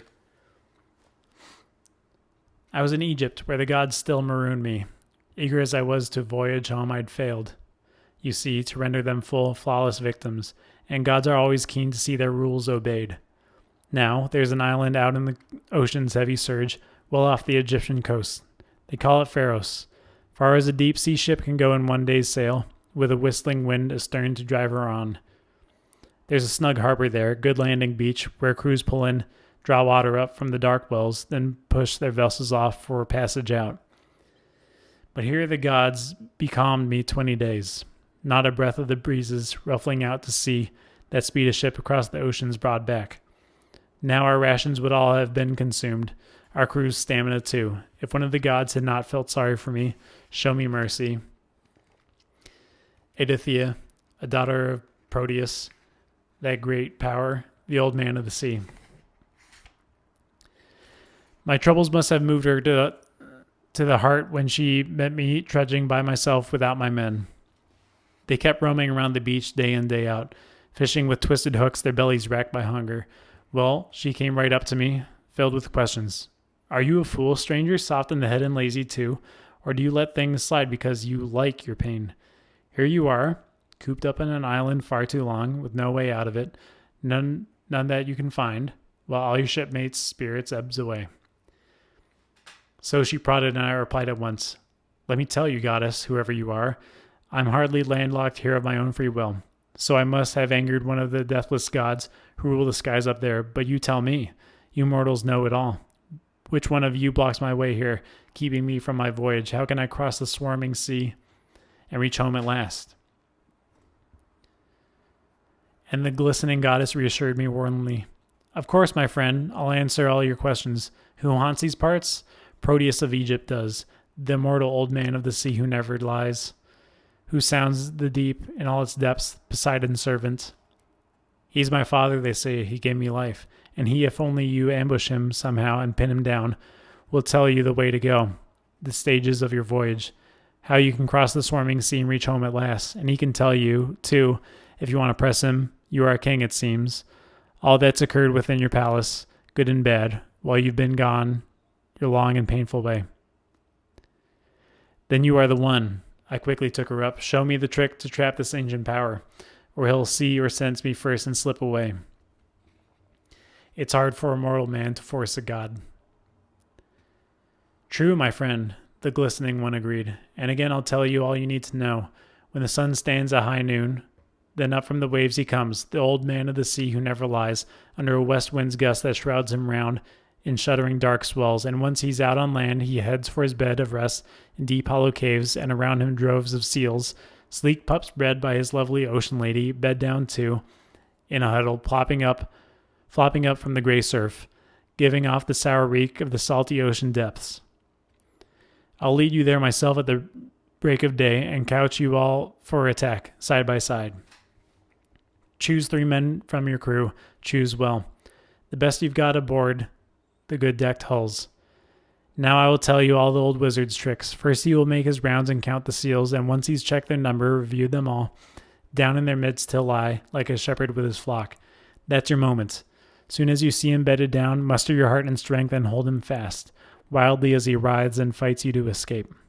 He'll try all kinds of escape, twist and turn into every beast that moves across the earth, transforming him into water, superhuman fire, but you hold on for dear life, hug him all the harder. And when at last he begins to ask you questions, back in the shape you saw him sleep at first, relax your grip and set the old god free and ask him outright, hero, which of the gods is up in arms against you? How can you cross the swarming sea and reach home at last?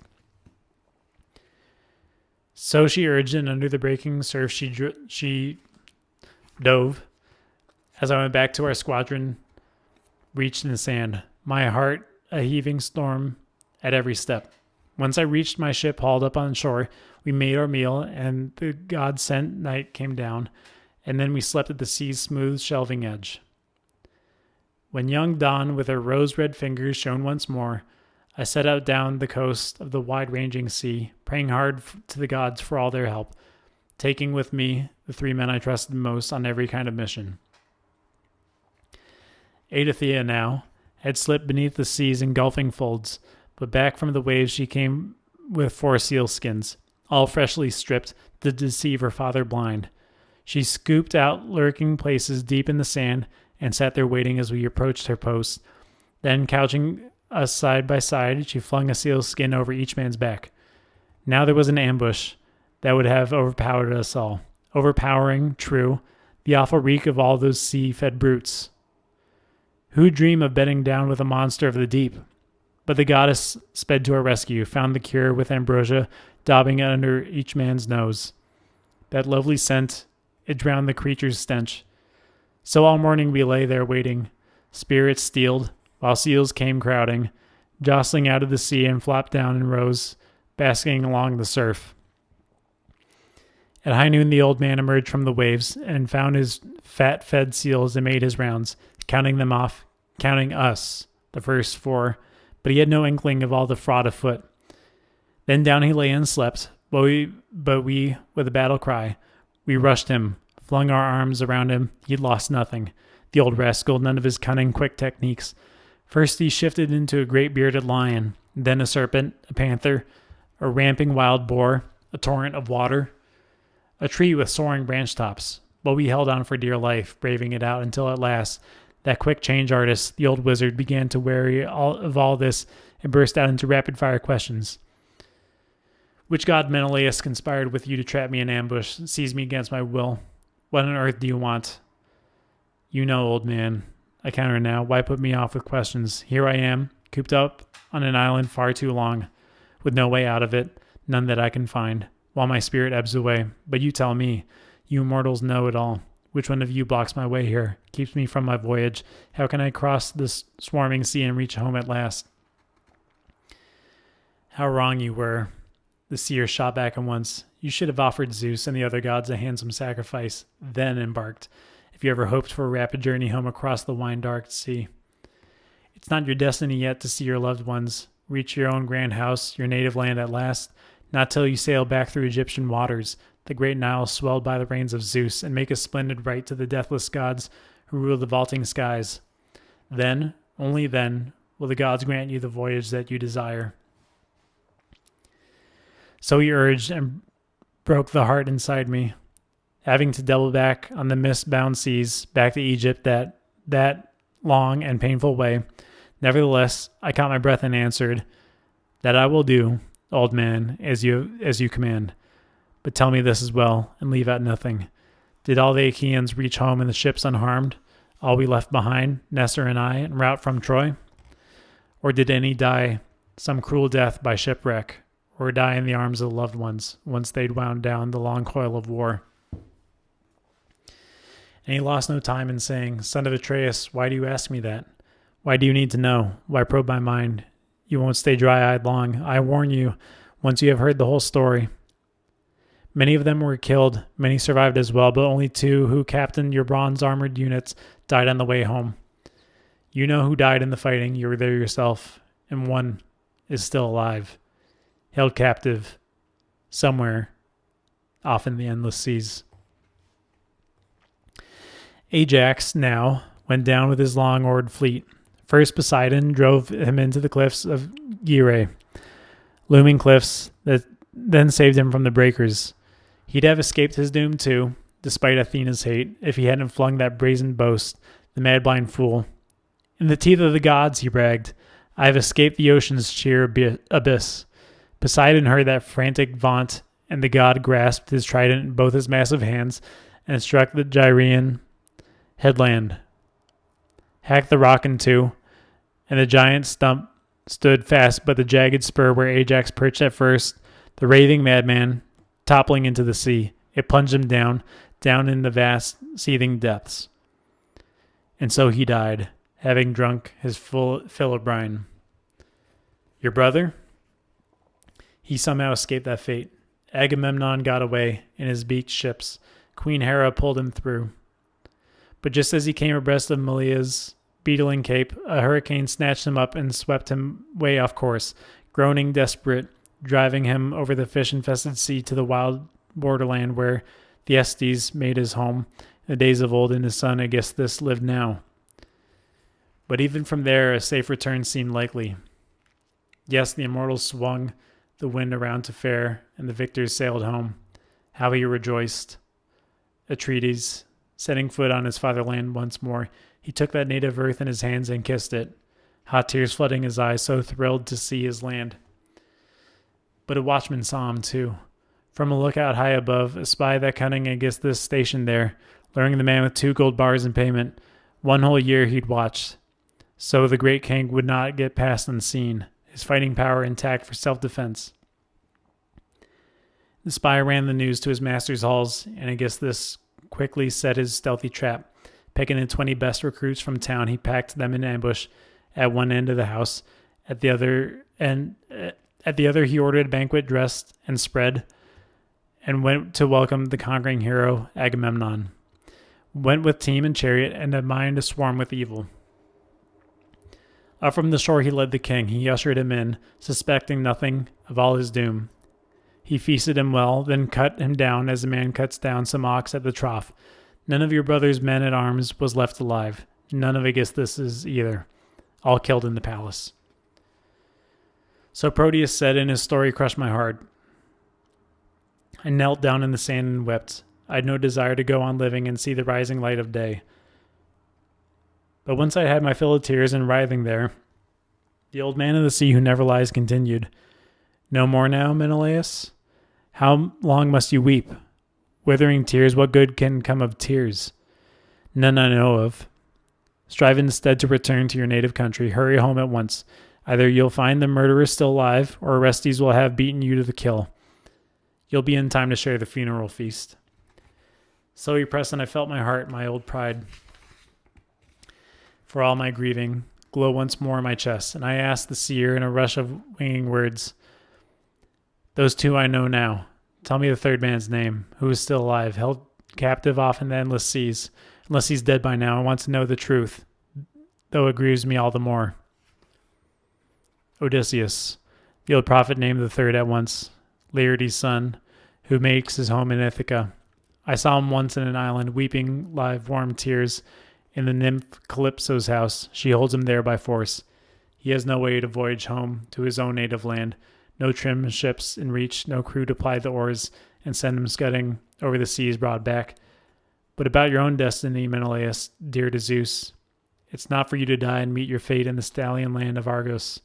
No, the deathless ones will sweep you off to the world's end, the Elysian fields, where gold-haired Rhadamanthus waits, where life glides on in immortal ease for mortal pain.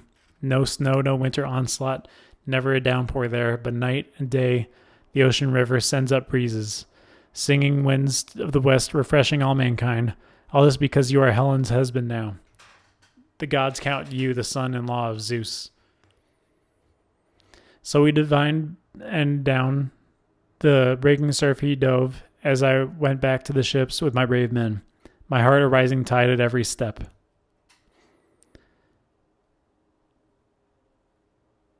Once I reached my craft hauled up on shore, we made our meal at the god-sent night came down, and then we slept at the sea's smooth shelving edge.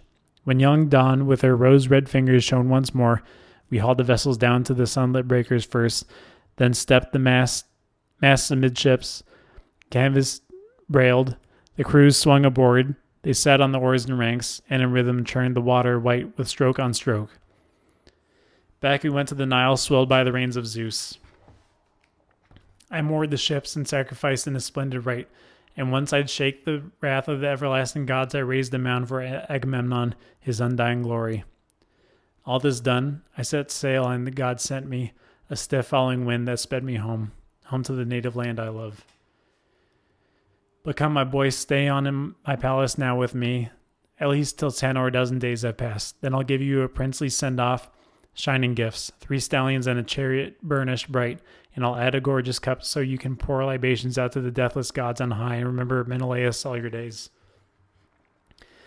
Telemachus, summoning up his newfound tact, replied, Please, Menelaus, don't keep me quite so long. True, I gladly sit beside you 1 whole year, without a twinge of longing for home or parents.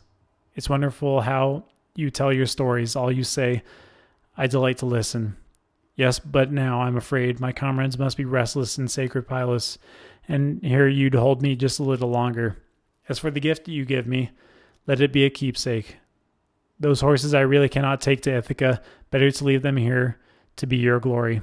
You rule a wide level plain, where the fields of clover roll, and galingale and wheat and oats and glistening full grain barley. No running room for mares in Ithaca, though, no meadows. Goat, not stallion land. Yet it means the world to me.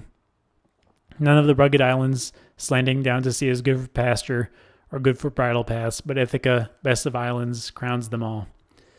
So he declared. The Lord of the war cry smiled,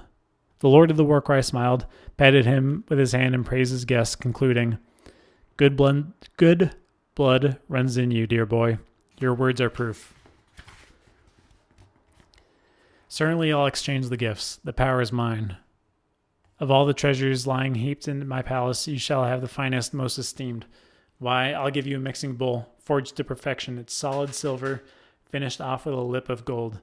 Hephaestus made it himself, and a royal friend, Phaedimus, king of Sidon, lavished it on me when his palace welcomed me on passage home. How pleased I'd be if you took it as a gift.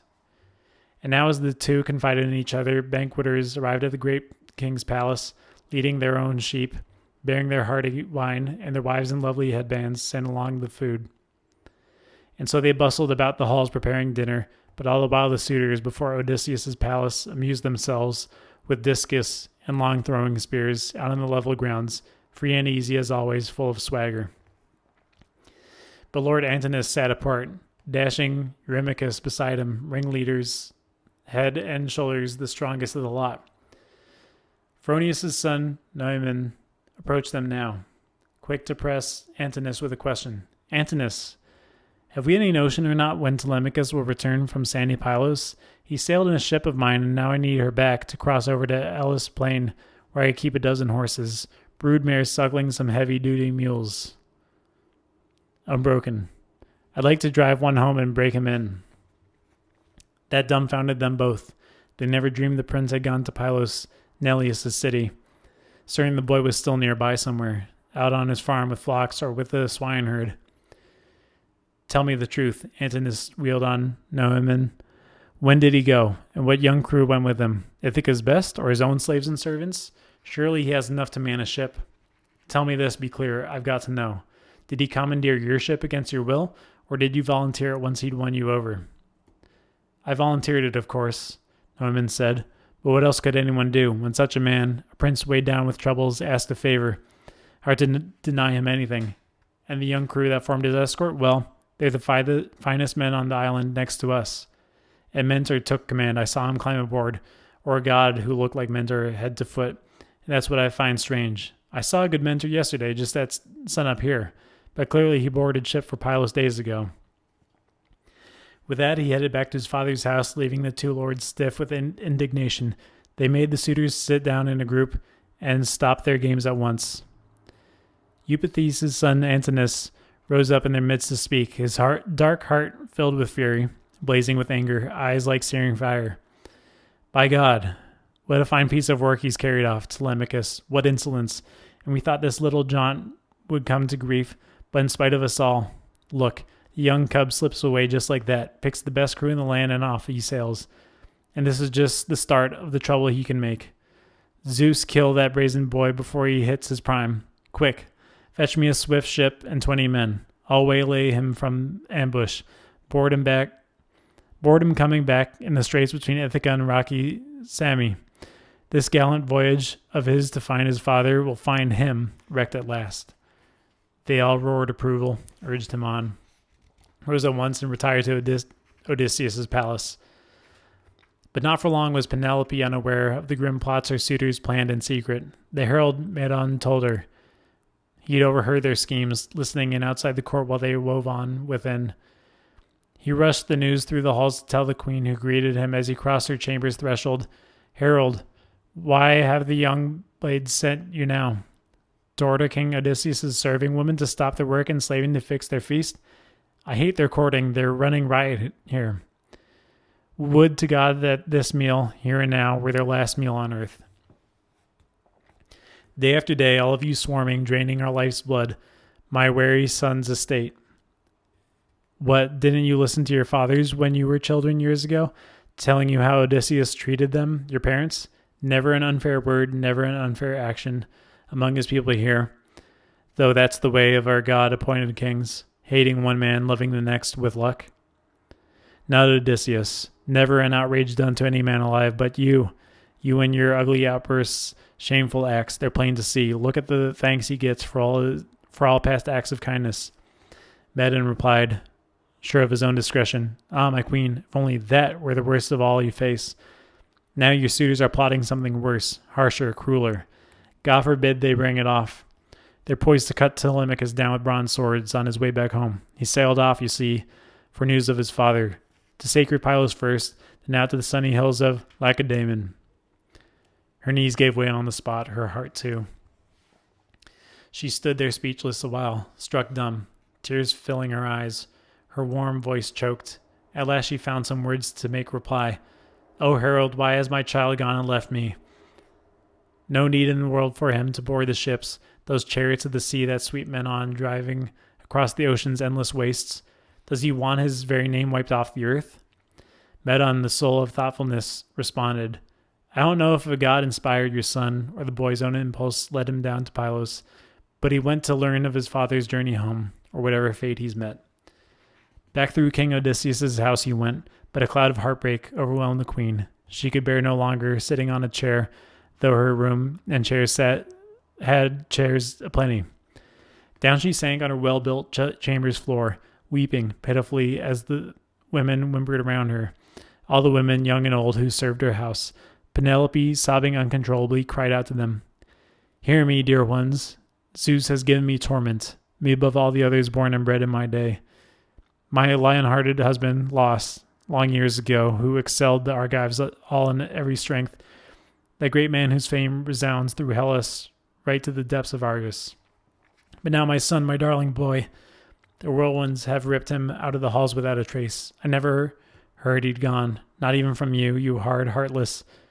Not one of you even thought to rouse me from my bed, though well you knew when he boarded that black ship. Oh, if only I had learned he was planning such a journey, he would have stayed by God, keen as he was to sail, or left me dead right here within our palace."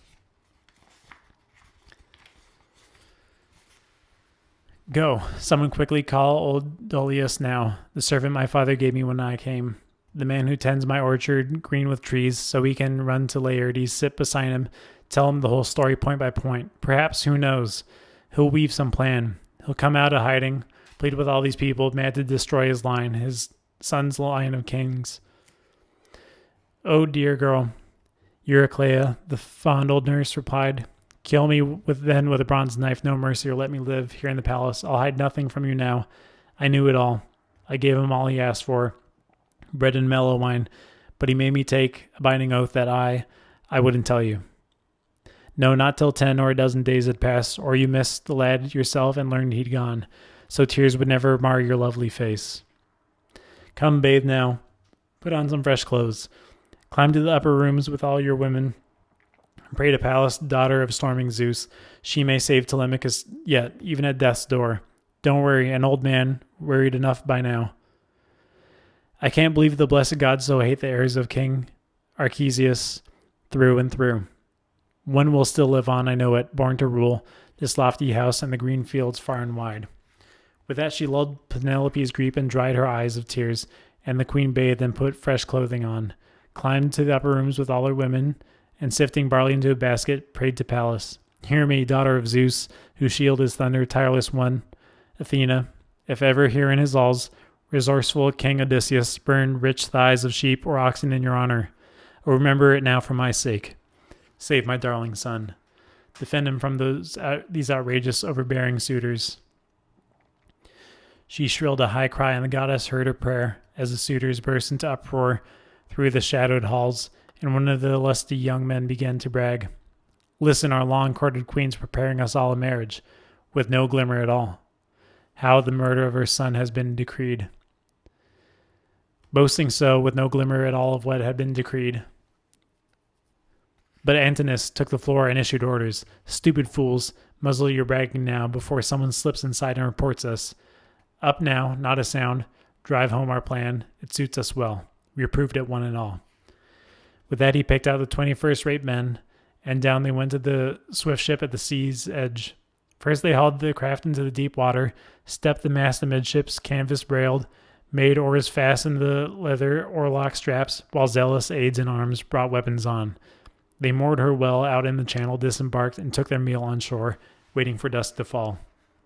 But there, in her upper room, she lay, Penelope, lost in thought, fasting, shunning food and drink, brooding now, would her fine son escape his death or go down at her overweening suitor's hands? Her mind in torment wheeling, like some lion at bay, dreading gangs of hunters closing their cunning ring around him for the finish. Harried so she was, when a deep kind sleep overcame her, back she sank and slept, her limbs fell limp and still. And again the bright-eyed goddess Pallas thought of one more way to help. She made a phantom now, its build like a woman's build. Iphthimes, yes, another daughter of generous Lord Icarius, Eumelus's bride, who made her home in Pheræ. Athena sped her on to King Odysseus' house to spare Penelope, worn with pain and sobbing, further spells of grief and storms of tears. The phantom entered her bedroom, passing quickly in through the door bolt slit, and hovering at her head she rose and spoke now. Sleeping, Penelope, your heart so wrung with sorrow? No need, I tell you, no. The gods who live at ease can't bear to let you weep and rack your spirit. Your son will come home, it is decreed. He's never wronged the gods in any way. And Penelope murmured back, still cautious, drifting softly now at the gate of dreams. Why have you come, my sister? Your visits all too rare in the past, for you make your home so very far away.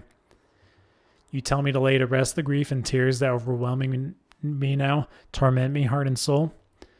With my lion-hearted husband lost long years ago, who excelled the Argives all in every strength, a great man whose fame resounds through Hellas, right to the depths of Argus. And now my darling boy, he's off and gone in a hollow ship, just a youngster, still untrained for war or stiff debate. Him I mourn even more than I do my husband. I quake in terror for all that he might suffer. Either on open sea or shores he goes to visit. Hordes of enemies scheme against him now, keen to kill him off before he can reach his native land again. Courage, the shadowy phantom reassured her. Don't be overwhelmed by all your direst fears. He travels with such an escort, one that others would pray to stand beside them. She has power. Pallas Athena, she pities you in your tears. She wings me here to tell you all these things. But the circumspect Penelope replied, If you are a god and have heard a god's own voice, come, tell me about that luckless man as well. Is he still alive, or does he see the light of day? Or is he already dead, lost in the house of death? About that man, the shadowy phantom answered, I cannot tell you the story start to finish, whether he's dead or alive. It's wrong to lead you on with idle words.